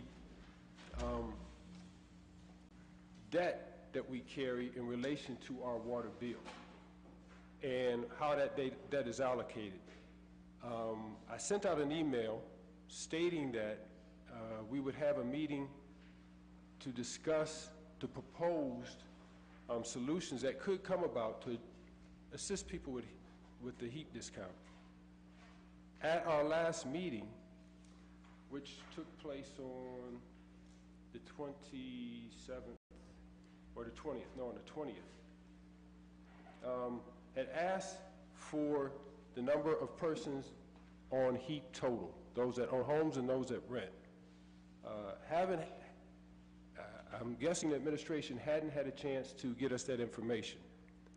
I also requested, because it was published in the Beacon Journal, the figures that led to the $4 million that they said it would cost us to assist people, renters, with HEAP. Sent that email out 2 or 3 times. Also sent out an email leading up to before this meeting stating that we would have this meeting, and had CC'd everybody on that email. No one's here, so I'm going to have to share, and requested that information so that we could come up with a solution on how to help people who qualify for HEAP that are renters have assistance with their water bill. So without getting the information that was requested, I'm going to have to go off of the information that I was able to glean. And this is what I would like to share with members of committee. In the paper, it stated that where it said it would cost us $4 million to assist people that qualify for HEAP. Presently, we have 620 people that are getting HEAP assistance, and in 2016, the total dollar amount was $124,000. A little bit more. That accounts to about $200 in assistance per resident. So let's say since half of our residents rent and half are homeowners, I think it would be safe to assume that we probably have a few more that qualify for HEAP that are renters.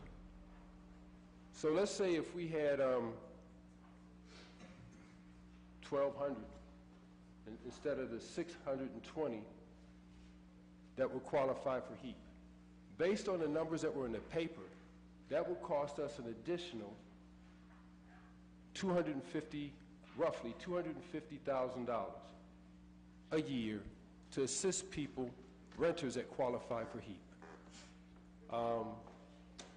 So in total, with homeowners and renters, a year it would cost us about $375,000 a year to assist with that program. Now, the challenge is, that's a far cry from the $4 million. A far cry from the $4 million. Now, but still the question is, how do we fund that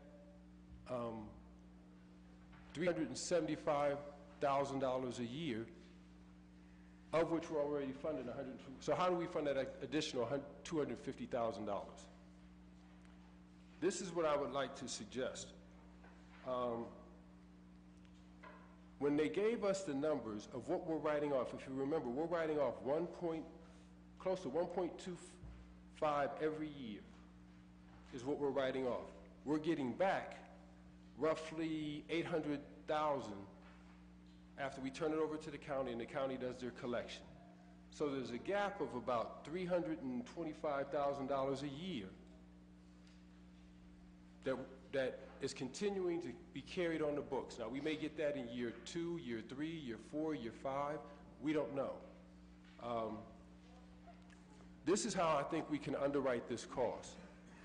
One, something that is hard to extract from these numbers is what does it cost us every time we have to go out and do a shut-off? What does it cost us every time we have to go out and do a turn-on?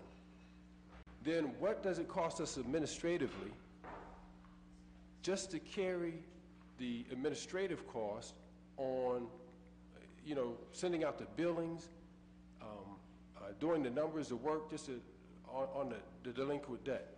This is where I think we can find the dollars to assist residents for HEAP. The question has been, we give it to the discount to homeowners because they have an asset that the city can attach. If they don't pay, we take that asset. If we function like most other utility companies, where we put the utility in the user's name, that way if the user qualifies for HEAP, they would get the HEAP discount. But here, staying with our traditional policy, the property owner, the landlord, would be almost like if you co-sign for someone's loan, the landlord would ultimately be responsible for that water bill if that user defaults on that loan. If the user defaults on that loan, the water bill is recalculated at regular user rate, not at the HEAP discount, and then it is, just like it is now, it would be attached to the property. Now, how does that help us out?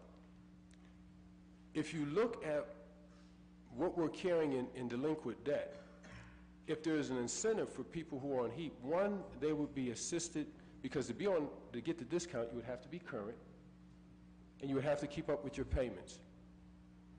Not having the numbers that are requested from the administration, looking at them being current and keeping their payments up, that increases the city's cash flow. That takes the extra runs to make shut-offs, turn-offs, to keep up with all that debt. That takes us off of our books. That's a cost to us in and of itself. So we increase our cash flow, we decrease our administrative costs. And then, again, if they default, we have the property that is secured. But again, not having the actual numbers, I can't tell you what the exact savings would be. But we would be able to assist with just a few changes in our policy. We'll be able to assist HEAP, those who are renters that qualify for HEAP. And like anything that you do in business, if it doesn't work, if it doesn't actually increase our cash flow and reduce our costs, then we would be able to just revert. We could do it on a trial basis. Oh, I know what else I want to say. I asked how many people use, you know, we have the Renters Assistance Program. I forget what it's called, but they can go down there and get their, we pay their bill. The Akron Cares Program, is that what it is? Okay, Akron Cares Program. I asked how many of those people that come down there, what's their, you know, what's the status of their income? Those people, to qualify for Akron Cares, I believe you have to already be one who meets the PIP or HEAP requirements. You have to meet PIP or HEAP requirements. So if we assist these people up front already, we may even reduce the drain on our Akron Cares program. Not to mention the many other programs that are running throughout the city. Now, I gave to members of council, and I gave to Mr. Moore, Lift Up program, an innovative city strategy reducing utility debt and financial insecurity for residents. This is where we create synergy between what we do. In Mr. Freeman's ward, they are starting the empowerment seminar. The city would partner, because if people are struggling paying their water bills, guess what? They are probably struggling in other areas as well. So what we could do, and if, I apologize, I only did one page. It's a little bit more in-depth than that. The actual leaflet has the full information. I can get it to folks later, or you can look it up online. Is that the city connects people that are struggling with their water bills to a financial empowerment piece to help them and find out exactly if it's mismanagement or if they are struggling in other areas, and connects them with the other services. So I bring this to this committee because we'll be bringing in, this is more of a policy change. I don't know if it's a legislative change. It's more of a policy change that the administration would have to make. I'll defer to you, Mr. Moore, to direct us in that way. But folks, those of us that were on council when we made the decision, not made the decision, when we vote, yeah, we made the decision, we voted to increase the water rates because we understood we had to pay the bill. We didn't want to do it. Use this example before. When the mail comes in and it's sitting on your desk and you know it's a bill, just because you don't open it doesn't mean it's going to go away. So we knew we had to pay that bill. We also knew that based on median income, that meant half of our residents couldn't afford it. This isn't going to help everybody. But if you qualify for HEAP or PIP, that means that you are one of the more vulnerable members economically in our community. As stewards of the city, the citizens, this is one of the small ways we can help a small portion. I'm sure there's others who would like for us to be able to find a way to help them, but I believe if we do this, we can help without hurting ourselves. So, Mr. Moore, I'll get with you to see, you know, if there's something more that council has to do. But like I said, without the information, seeing where that $4 million came from, based on the information that I had, it's nowhere near $4 million. It's not even $1 million. It's under $500,000. But the question is, how many people would actually qualify for HEAP that are renters? And we're trying to get those numbers. So with that, I will ask if there's any questions from members of council or any comments. If not, yes, sir, Mr. The Freeman. piece that you distributed to us, Yes, sir. we can find out more about this where? Online, I looked for a PDF version. What I will do is I will ask Ms. Holly to please copy all 4 sides Okay. in color and get it to members of council and administration. Thank you. Okay, thank you, Mr. Freeman. Mr. Kilby? Thank you, Mr. Chairman. I too would like to extend a discount to renters that qualify for HEAP, provided it doesn't raise rates for everybody else. Now, Yes, sir. we need to have some hard and fast numbers, not just somebody's assumption about how much it would cost the city. Now, I think probably, I don't know where the city came up with $4 million. I'd like to hear how they did that, maybe next week. But I guess what we need to know is, first off, is it public knowledge how many people are on HEAP? Can we find that information out? I don't know. We can look at statistics, what the poverty rate is, and we know probably half the people are renters, so we can probably estimate it, but I would like to have more than an estimate. If we could come up with some hard and fast numbers, how many renters there are that would qualify for HEAP, and then see what the discount would cost the city. So, but you know, the thing is, like, somebody in the water department needs to work on that for us and get them numbers. But that's all I want to say about the sewer bills. But if no one else has anything else about sewer, I'd like to, you know, talk about something else right now. All right, just a second, Mr. Kilby. Ms. Moby, Councilwoman Moby would like to say something. I too agree that if a person has a HEAP voucher, regardless of where you live, you should be able to use the voucher. And it's a one-time instrument that's used toward your bills a year. And we should be able to find those numbers. And hopefully, if I can get them, I have put in a request. But if you have a HEAP voucher, you should be able to use it. And so we have to figure out, how do we go about making that happen for people? Thank you. Anyone else have a question? If not, Mr. Kilby. Yeah, to change the subject to cable, Mr. York, can you answer a couple questions, please? I don't know if that's your expertise in the law department, but Mr. you Kilby. are from the law department. Did you want to say something about sewer? No. Okay. Oh, no, I was just going to say, is this in relation to the legislation that came in earlier? Do we have another piece of legislation? Well, no, sir, I was going to say, because I know it seems like the cable should have been in public utilities, but I believe we do have a meeting at 3:30 in regards to... Yeah, I would like to just ask a real quick question. First off, I've been getting calls about Spectrum, used to be Warner Cable, goes back, probably to the 60s, I understand, and the city granted Warner Cable an exclusive franchise. My understanding is we don't have any regulation at all over cable companies at all. Is that correct, Mr. York? I don't know, Mr. Kilby. I've never worked on anything involving cable. Well, I at the get law Warner department. Cable or Spectrum now, and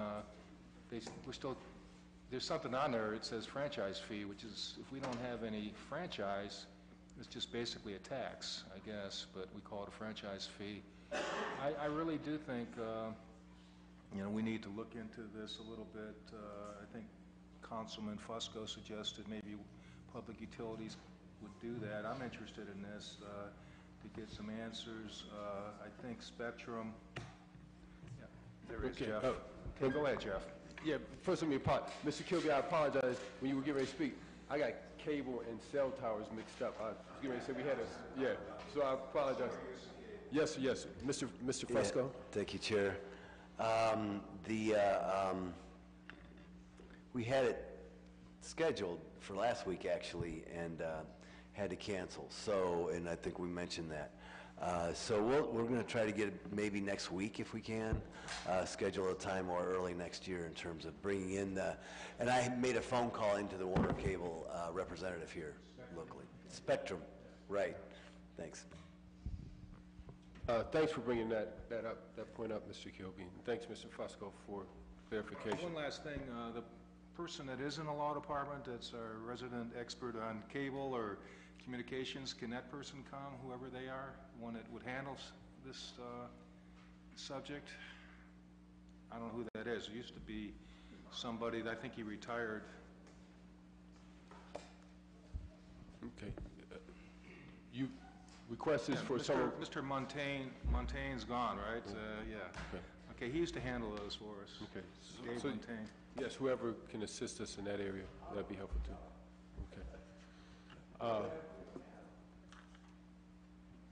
Okay. Mr. Moore, did you have something? I was just going to say, I'd make a request to the law director and see if there's someone there that can handle those questions. Well, thank you, Mr. Moore. Members of committee, if there aren't any more questions on any of the matters discussed, ask for a motion for us to adjourn. All in favor? Aye. This meeting is adjourned. Thank you.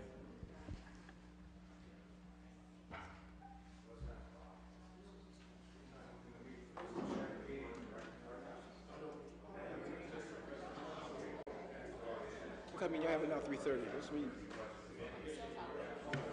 Budget and Finance will be meeting in about 30 seconds. No. Look at the schedule. Yep. Economic Development will be meeting right now. No, actually, Health and Social Service. We're about 4 committees behind. Okay?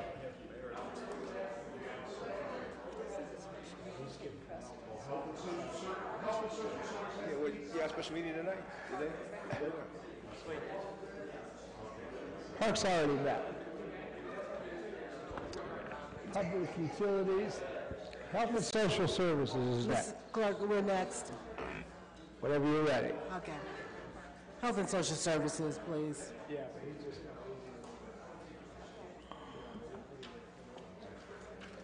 Oh, okay. Well, he said wait, so I'm not going to worry about it.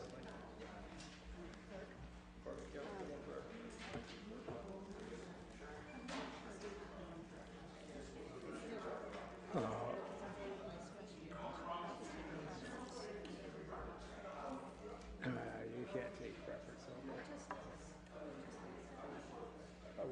Why are we working in such a hurry? All the members of the Health and Social Services Committee present, please. You could do it. I'm not going to do it. These guys, Mike Freeman just tried to start budget. We have one resolution in the Health and Social Services Committee, a resolution opposing a tax bill recently passed by the United States Senate, urging the President to veto any such legislation that comes before him, urging the President to shield Medicare, Medicaid, and Social Security from any cuts and declaring an emergency. This piece of legislation is sponsored by Councilwoman Mosley Samples. Thank you, Madam Chair. This resolution is opposing the procedural vote that has taken place for the President to sign the new tax plan, which of course would affect Social Security, Medicaid, and Medicare, as well as a lot of other programs, but those three will definitely be hit greatly. There are currently 3 representatives who are now on the fence as to whether they're going to continue to support the bill, so hopefully this resolution being sent to D.C. will help offset this being signed into legislation. So I would hope that you all would be supportive of this and that it will affect, at my understanding, 83 million people greatly. Are there any comments or questions from the members of the committee? I am certainly in favor of this legislation. I don't know whether we have a president that's going to hear us, but I think it doesn't hurt to send it to his attention. And I don't know what the bill that's coming out of conference is going to look like. I can't imagine looking any better than the one they took to the Senate. But if there are no questions, no comments, I would like to move that we do council as a whole, if that's okay with the councilwoman. We'll do You it might want tonight. to make that recommendation this Tonight? evening. Right. Okay, thank you. May I have a motion to move this piece of legislation? It's been moved and seconded. All in favor? Opposed? Any abstentions? Let me go back and ask for a motion to pass the previous minutes of the last meeting we had. Motion to approve minutes from the last meeting? Any questions, comments? Meeting with Health and Human Services, Social Services.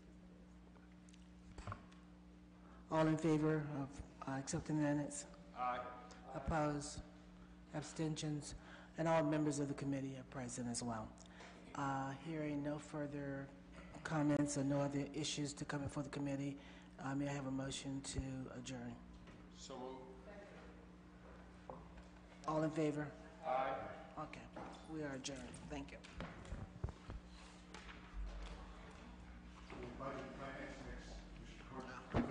No, I'll tell you when you're coming up. You just sit there and be patient, son. Economic development. Or you're going to get a detention if you keep doing that.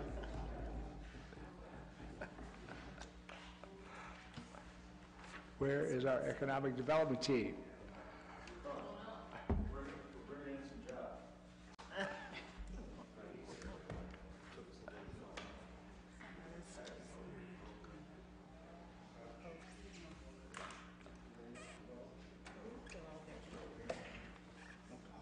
That's good. That's even better.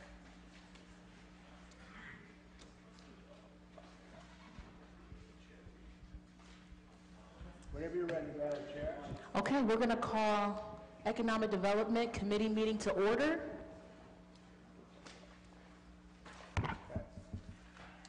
All committee members are present. Can we get a motion to approve the minutes from our previously held meeting? Motion to approve. All in favor signify by saying aye. Any opposed? The ayes have it. We have one piece before us. Ordinance authorizing the mayor or his designee to enter into a grant agreement with Rogers Industrial Products Incorporated and declaring an emergency. Good afternoon. This has come about for two reasons primarily. We were doing some changes into the BFG power plant, closing it down basically. That caused us to have to resupply power to Rogers Manufacturing. Rogers Manufacturing at the same time launching a new product line required more pressure than what we typically could provide. So after negotiations, we decided the best for the city and them was to help provide some money towards their boiler, new boiler, that could provide the pressure that they needed. And that's what this grant would be going for. Okay, very good. Do we have any questions from committee members? Any questions from any other council members? All right, if we have no questions, is consent agenda okay? Yes, thank you. Motion for consent. Is there a second? Second. All in favor signify by saying aye. Any opposed? Okay, the ayes have it. If there's nothing else coming before the committee, we'll adjourn.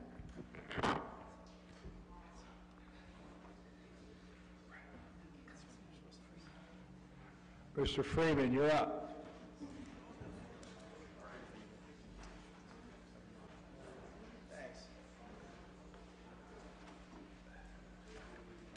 I'd like to call the Budget Finance Committee meeting to order. I have a motion to accept the minutes from the last meeting. There's a second. All in favor of accepting the minutes, please let it be known by saying aye.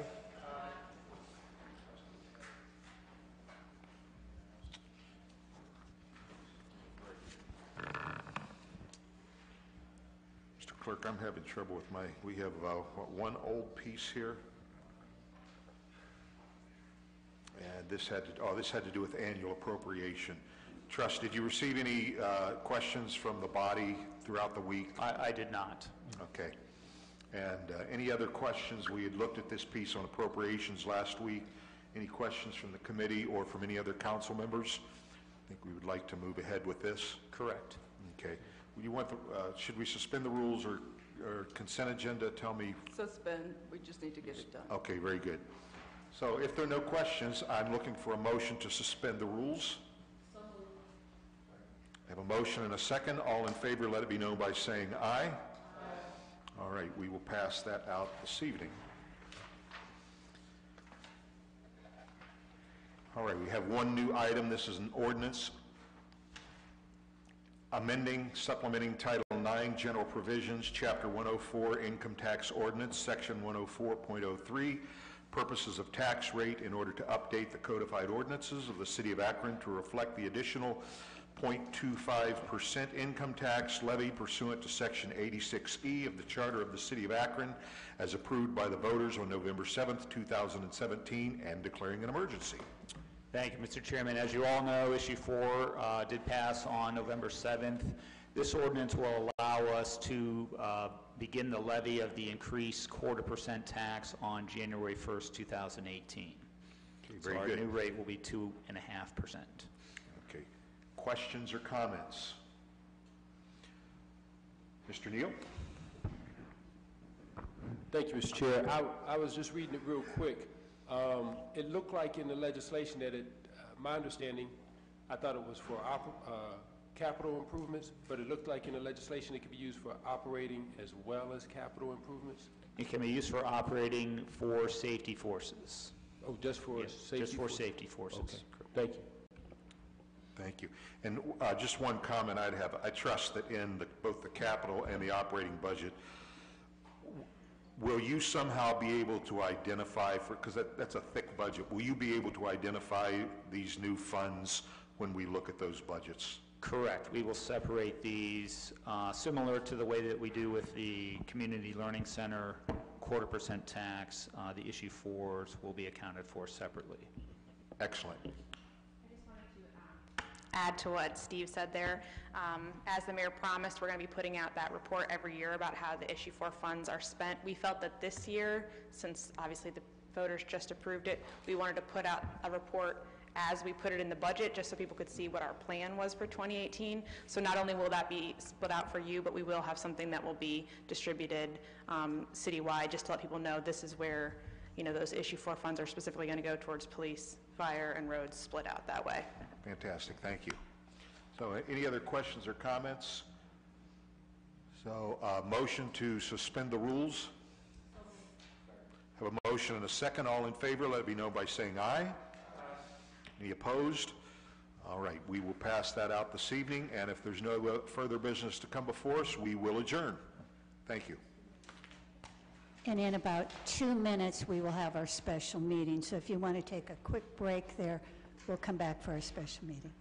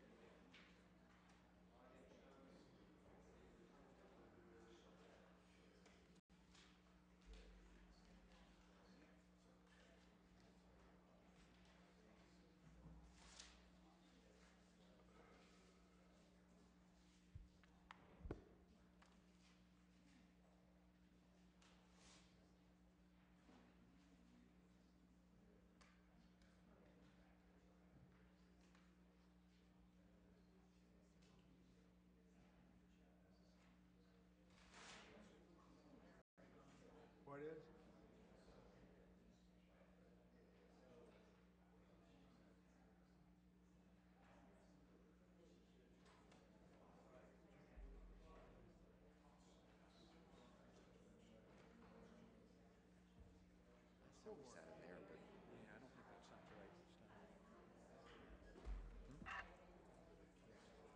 Check with Marilyn. She's on that. Oh, okay.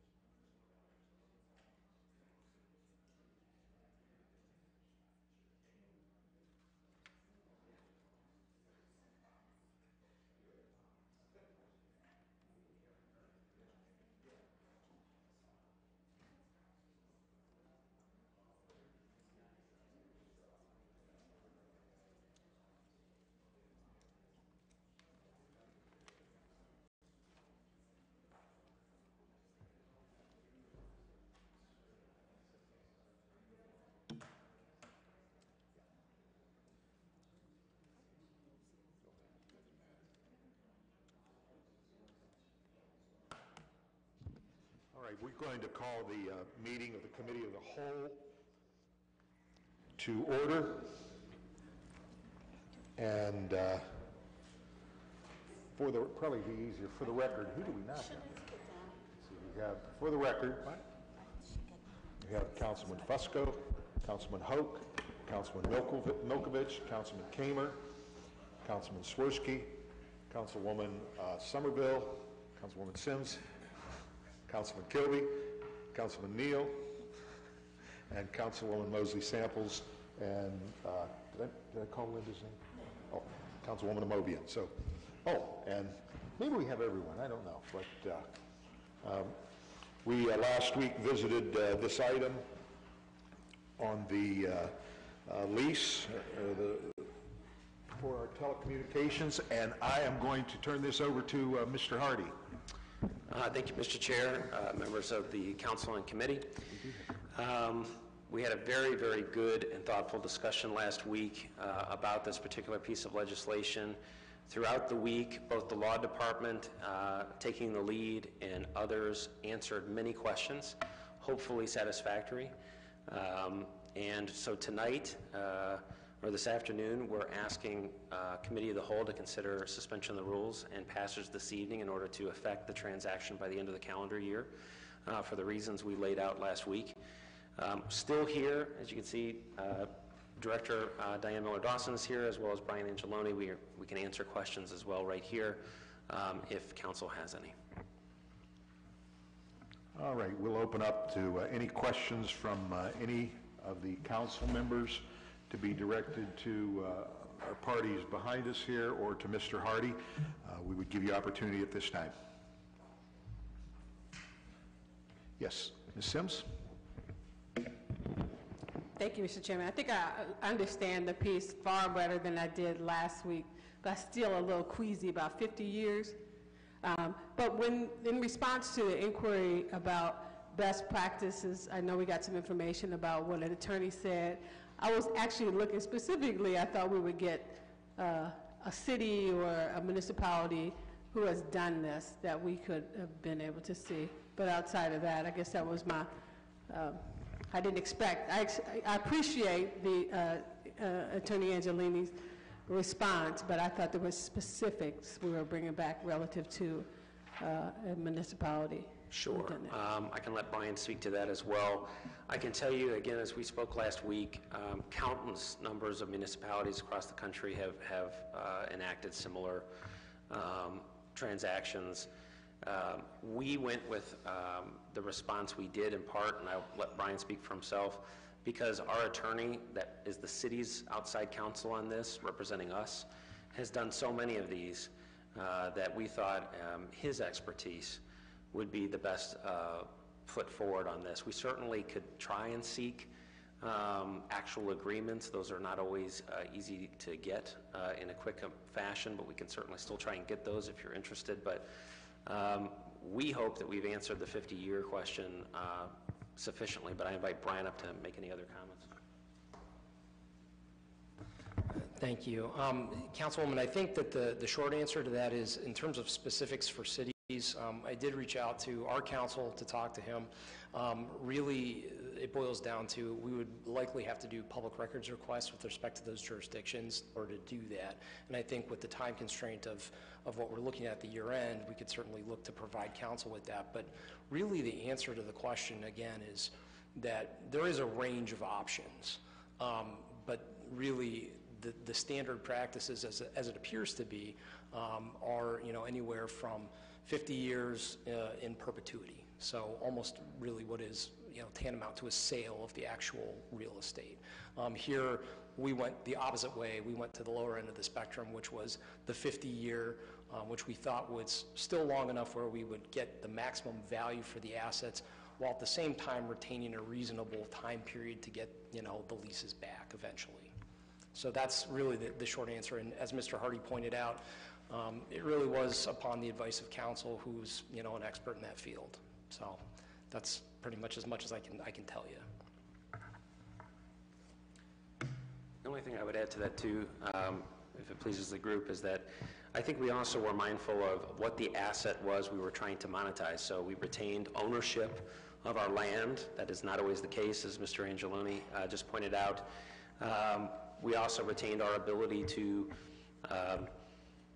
if we so choose, to continue to look at other city-owned land if we wanted to do other telecommunication activities with third-party providers. So we think we've struck, again, as we talked about last week, a pretty balanced approach in regards to the City of Akron's case. But as Mr. Angeloni said, there was a wide range of the way that cities have gone after this. Mr. Neal? Thank you, Mr. Chair.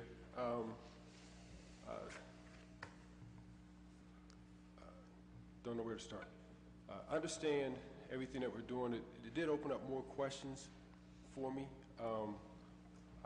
I, like my colleagues, and probably even like you guys, 50 years. I mean, that's a long time. A lot could happen. And so a couple things ran through my mind. One, just about the general process with this. I'd like for us to be able to one time talk about how this process worked. Because I understand we've already kind of like, did we budget the $6 million or have we spent the $6 million?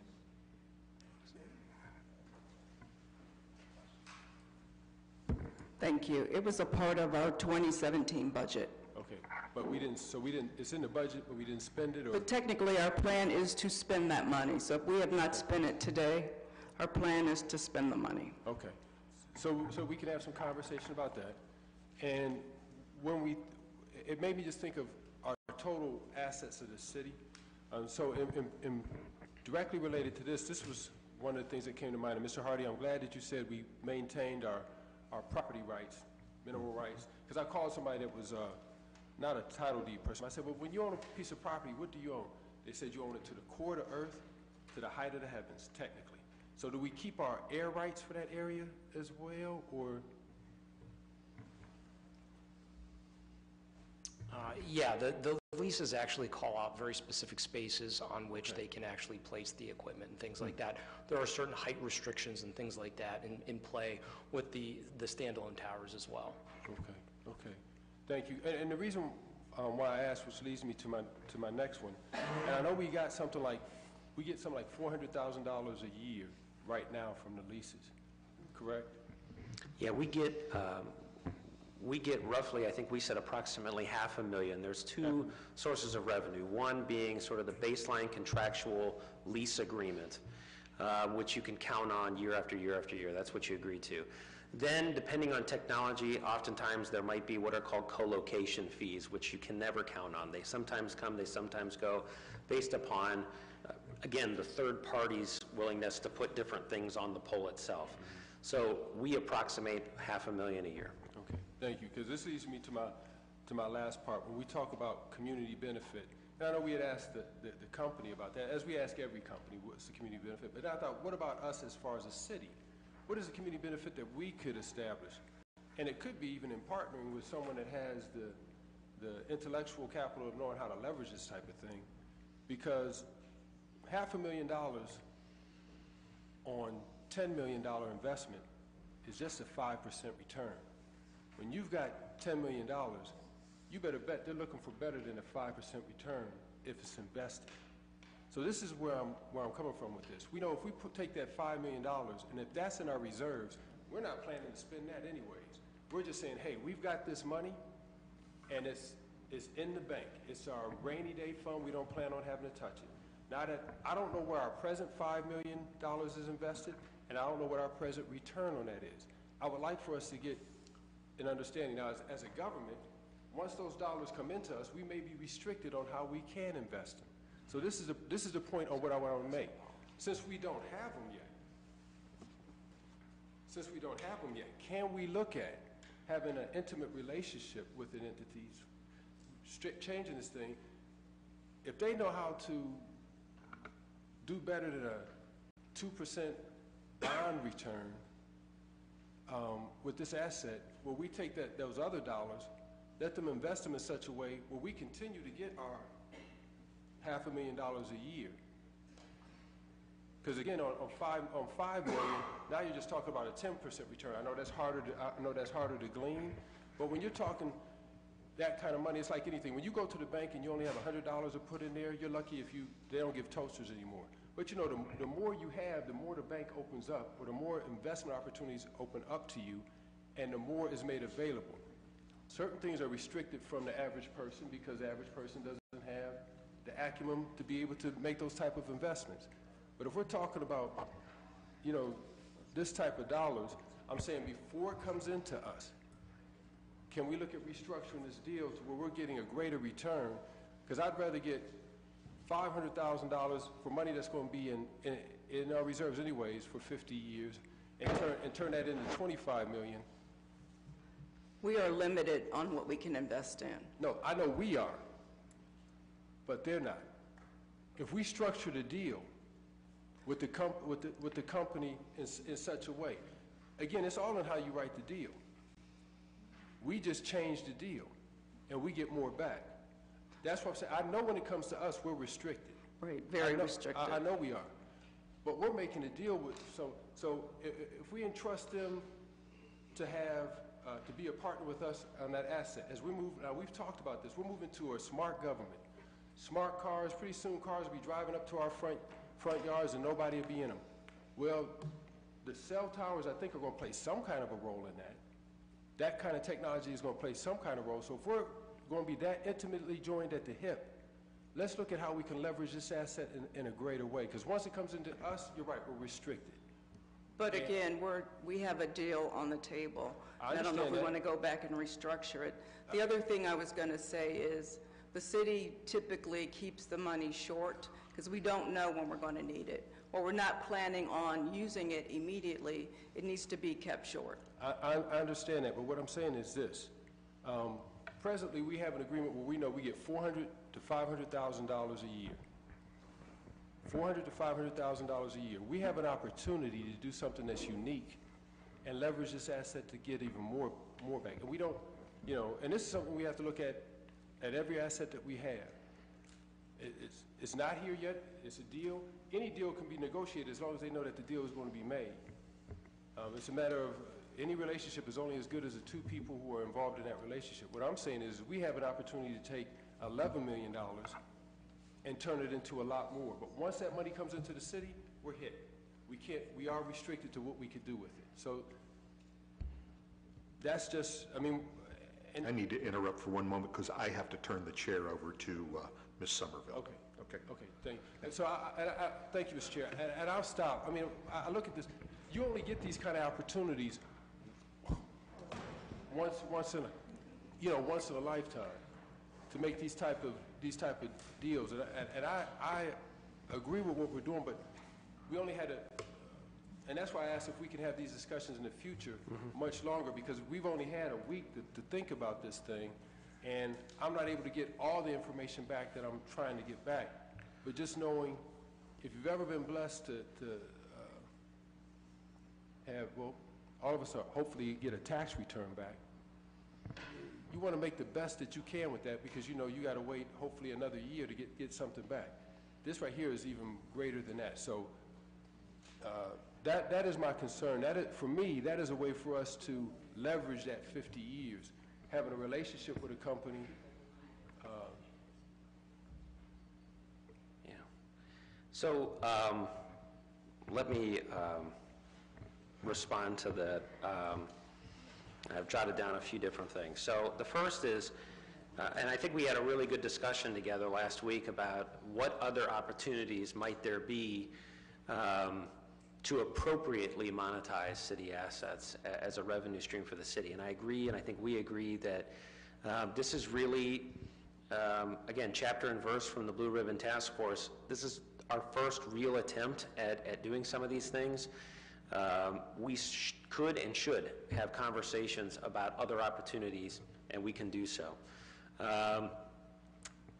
We also talked last week about this concept of community benefit, and I don't disagree that community benefit needs to be top of mind when we're talking about how we not just in technology, but really in anything that the city's doing. But let's just take technology, for example, because this is what we're talking about today. I don't think this transaction is going to yield us the community benefit that you're thinking about. But there are other things that are coming, as we talked about last week. In fact, I just got emailed today that the Senate Finance Committee is moving a bill, again, seeking to augment our rights and our ability to regulate our right-of-way in 5G as that gets rolled out and developed and installed. Those conversations are happening. We're very involved in those. But if and when that day comes, and it's coming, where the telecommunication companies, not necessarily us, but the market forces that will come to bear, are going to come to Akron, and they're going to want to do things in our city to build out the technology infrastructure they need to make their devices work. That is the moment at which we need to be ready, and we need to be focused on what we can get as far as community benefit. I don't think this particular transaction, where we're talking about a finite number of leases that, yes, provide revenue, but are of no guarantee that they ever continue past anyone's technology as it changes, which is radically all the time. There's no guarantee on those.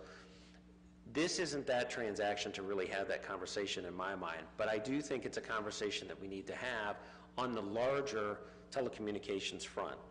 And the last thing I'll point out, and Diane can speak to this better than I can, and actually Ellen mentioned something to me just now, which is a legal thing, which I won't even dare to touch because I'm not an attorney, but she could speak to it. We need the funds. I mean, at the end of the day, I think we talked about this last week. We budgeted in our miscellaneous revenue, not extra money, money needed to pay the bills of the city in this fiscal year. And we've effectuated that. That's why this transaction is important. We got that done. The benefit, you talk about a community benefit, was that, and really again, which is why I was so proud of our team last week, and I'm still proud of it, by going through a thoughtful process, by not just signing on the dotted line, by having a tough negotiation, we were able to get more than we anticipated. And so we're able to double our cash reserves. That is a necessity. And I'll turn it over to Diane to talk about why that is so important. So it's not about, I feel very confident, we all feel very confident in the quality of the deal that's before you. I do think we need to have longer conversations, not only about assets, but about this larger looming telecommunications infrastructure build out and what we get for it.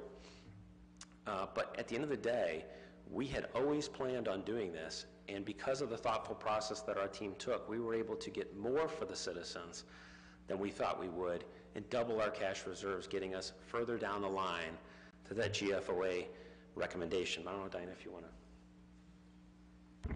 I was going to say exactly that. Again, this stabilizes our bond rating. That's very, very important.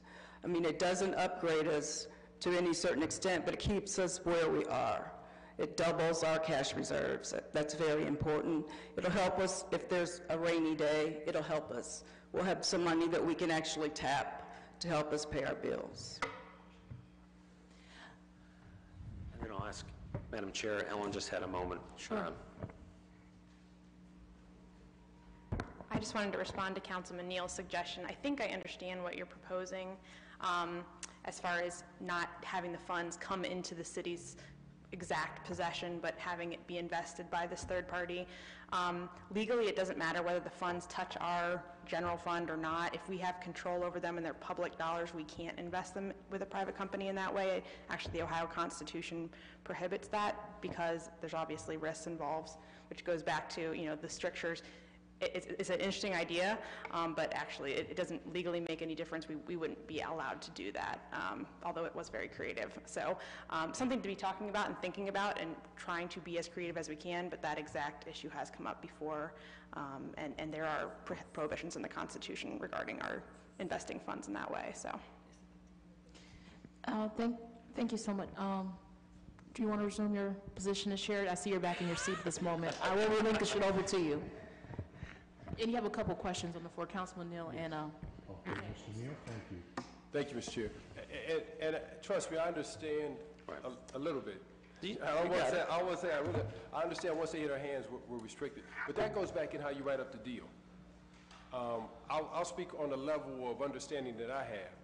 you know, you may sign an agreement for someone to purchase a home. You put $5,000 down, and then at the end of the year, you're going to give me another, end of so many years, you're going to give me another, whatever it could be. I could say 50,000. The agreement could be signed and agreed, but we would restructure the end. You give us the 6 that we need right now, and then we can do the numbers and figuring out. I mean, these guys work with hedge fund folks. I mean, they could do the thing, $5 million, 50 years out at a minimum return, and then you don't base it on that. We're going to give you $6 million now, and then we'll give you payments of $400,000 or $500,000 a year for each year, and then give you a balloon payment at the end of that.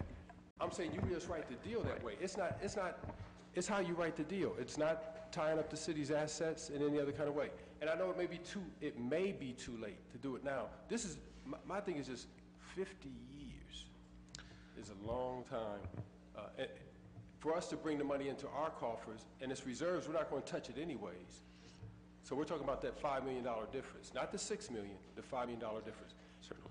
And it may, if it's too late, it's too late, but it's definitely something, let me tell you, in the future, and I don't say this that often, but I think that's the thing that, God forgive me, that's the thing that excited folks about our president. The fact that he would look at it from a business standpoint and not just a government standpoint. You know, he speaks about the art of making the deal. You know, that's right. I know. So, trust me, I applaud what's being done and the money that's coming in. But like I said, if we could have had this group discussion more, I think we could have found out how not taking any more from these gentlemen, because they gave us the best deal, but just asking them to do what they do to help us maximize what we can get, and it all still being the same money. So, thank you. No, I appreciate those comments, and again, one of the things that it reminded me of something that Mr. Angeloni said last week, which is we don't know where technology is going to go, but if and when our city-owned land becomes valuable, I think it doesn't preclude us, even if technology doesn't change, of creating a new crop of not saying we would do this, but there's nothing to stop us from creating a new crop of assets that could then be monetized and done differently. I think we went down a very thoughtful path. I want the citizens and everyone to know that this was done with a great deal of thought and outside expertise. We feel it's a very good deal for the citizens and for the city, which is why, again, I'm still so thrilled and proud about it. I think you bring up some very interesting and good ideas. I don't think this is, I do think it's too late to do it here.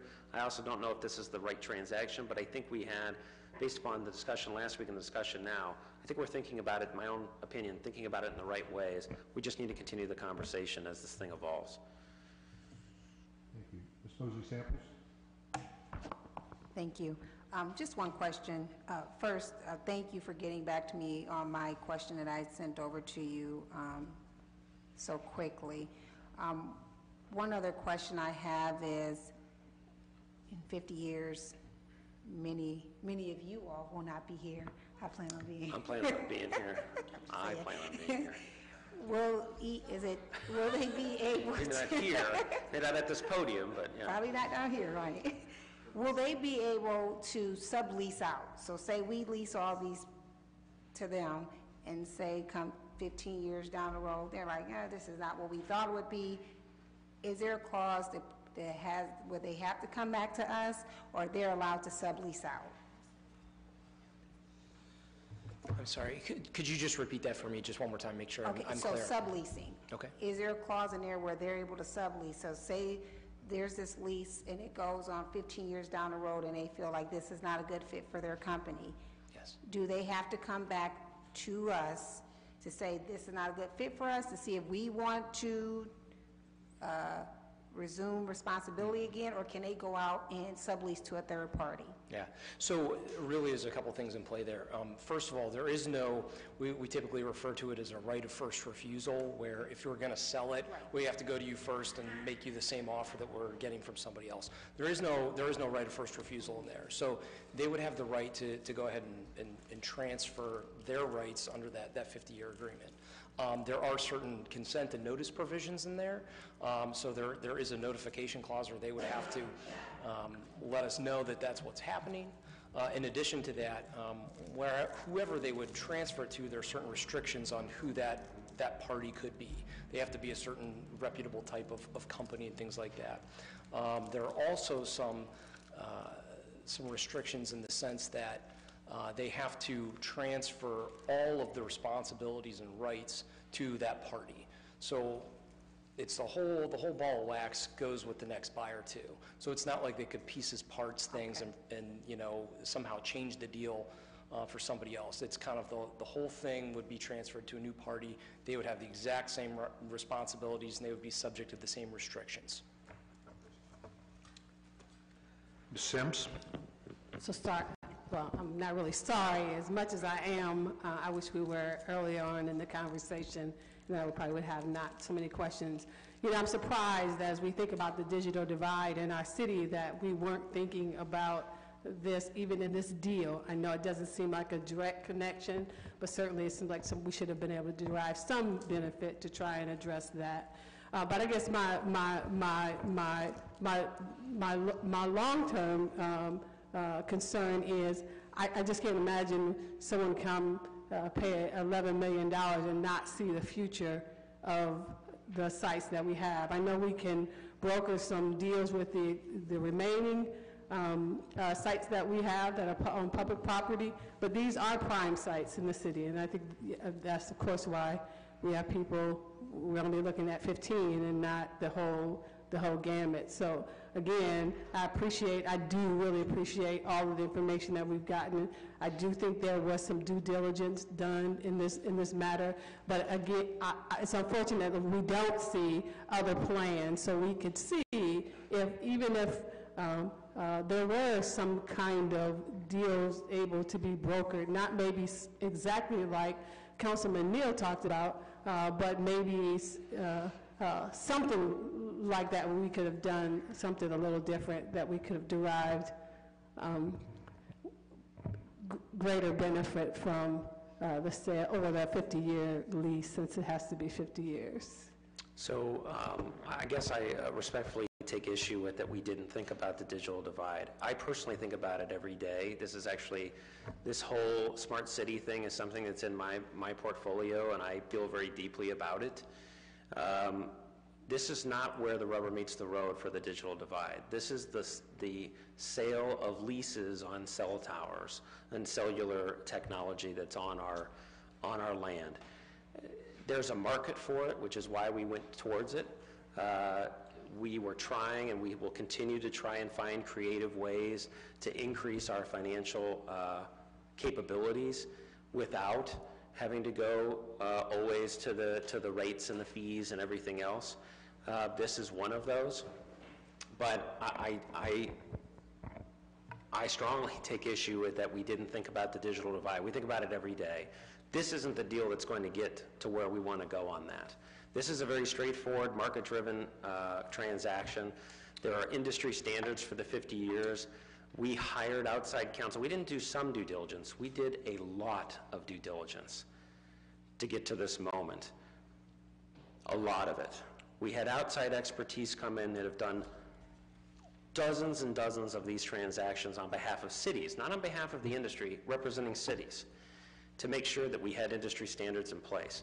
That doesn't preclude creativity, but I want people to have confidence, both in this chamber and outside of it, that this is a good deal, because it is. We went through a very thoughtful process. I don't disagree that we can have conversations with council about other appropriate assets for monetization, but there is a tremendous community benefit in being financially stable, a tremendous community benefit, and citizens, quite frankly, are expecting us to get ourselves into a better financial position. It's not acceptable to have your rating in the balance. It's not. We need to be stabilizing it, as Director Dawson said, and growing it, improving it over time. It's not acceptable to not be able to know that you can't weather the next recession. You need to be able to move on that. This transaction not only meets the current budget year, but also allows us to improve our financial stability. That is an enormous community benefit, and one that we worked really hard to get to. And that's my response. First and foremost, Mr. Hardy, I'm sorry, you took that as a personal affront. The digital divide is a concern. I did get this last week. I just offer that, and everything that we talk about is related to technology. I hope we're thinking about the digital divide. Whether you take that as a personal affront, I'm sorry that you do. That's something I'm very passionate about also. And again, we got this last week, and so I'm telling you what I don't know. I don't know. I wasn't part of those conversations. I don't know if they happened or not. But I think it's my responsibility to remind us, if we haven't, that we do need to be thinking about those things. So I do appreciate the work that you've done, but again, I got this last week. I've had some questions come up, and that is one that has come up, and so I offer that up as something that we do consider. It's something we're thinking about every single day. Mr. Mobian. I just want you to know that between last week and this week, I have done some research, as much as I could on this, so I'm feeling more comfortable with this. How many more of these do we have? Do we have more cellular towers? As far as I'm aware, there is one other active site that we currently would receive revenue from. That was not included in the sale. As far as other potential sites, however, I'm sure that there are others, although I can't tell you exactly where they're at or what they would be. And again, hopefully, a relationship is created in this transaction as well. Perhaps we get some guidance on potential other sites as well in the future. Thank you. Mr. Neal? Yes, sir, just one last thing. Seeing that this deal is pretty much consummated, what I would like to do is make sure that we have in-depth discussion about, so we understand the $6 million and how and what it's going to pay and cover. And then I would, just for my own edification, I don't know if others are interested, I would like to know what are our options to maximize as a city, our investments. What ways can we be creative with now our $10 million so that, if we can increase that, again, when I say from a community benefit side, because once we spend the 6, it's gone. So now we're going to have that gap of the 400, and I know in a $1 billion budget, 400,000 isn't that much, but now we're going to have that gap of that 400,000. And I can guarantee you, it sure would be nice to have that 400,000 and be able to break it amongst 10 wards and be able to do some things with $40,000. So that's where my thinking is. At some time, if we can have I know we're going into budget, but if we can have a true understanding, just looking at that 6 and what expenses that's taken off, hopefully that's writing off things that will never come back again, and then we can see how we can maximize that investment of the extra 5 or the extra 10 so that we can maybe get some return on that investment for neighborhood investment. Thanks. Certainly. Any other comments or questions? Mr. Kilby? Thank you, Mr. Chairman. Yeah, Mr. Hardy, I think you guys did a pretty job, looked after the benefits of the people. My only request is, or complaint, I guess, is I don't know, I didn't know about anything about this till a week ago. I don't know if anybody that's here did. I would like to, you to, if you're doing anything else, let us know a little earlier, if you can. Then, I kind of think if anybody else has any more concerns, we have one more council meeting here this year, and I don't personally think we need to hold it up, but if anybody here does, I'll support that. Take a week, another week. Would it be any problem if we didn't pass it tonight and pass it next week? It would. It would? It would. Why? Well, it's really a timing in terms of being able to actually go to closing on the financial piece of this. We obviously need council approval for that. Councilman, I don't disagree on the issue of having a broader conversation around appropriately monetizing city assets. I think that's one thing that certainly I have taken away from our conversations last week and this week. I totally agree. We don't have any others in the pipeline necessarily outside of, again, I've talked to you last week about the Blue Ribbon Task Force had contemplated looking at conservation easements, but we have not necessarily gone down that path just yet. But anything that we're thinking, I agree that we should have conversation ahead of time. But again, I would stress to the urgency of the timing of this to council.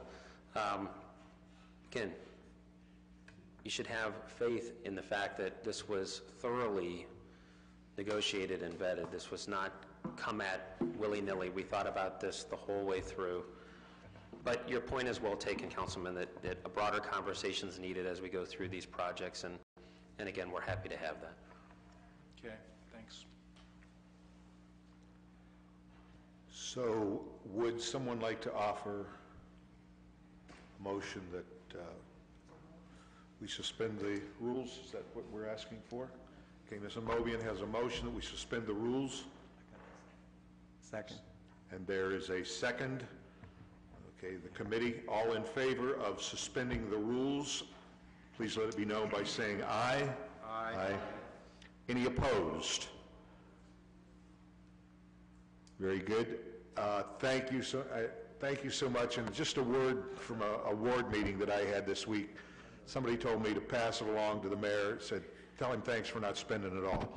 So it is going to be nice to have some cushion there, and I think there's been some valuable conversation here today. So we'll pass that out this evening, and if there's nothing else to come before us. Wait, you got to have a roll call on this. Oh, okay, feel free. Okay. Freeman. Aye. Pascal. Hoke. Kamer. Key. Kilby. Milkovich. Mosley Sampled. Where'd you go? Neal? Amobian? Simmons? Somerville? Aye. Swearstein? Okay, there's a motion and she will not be voting, is that correct? Yes? No? Aye? Don't leave the room when there's a vote. Thank you. Okay, thank you. We are adjourned.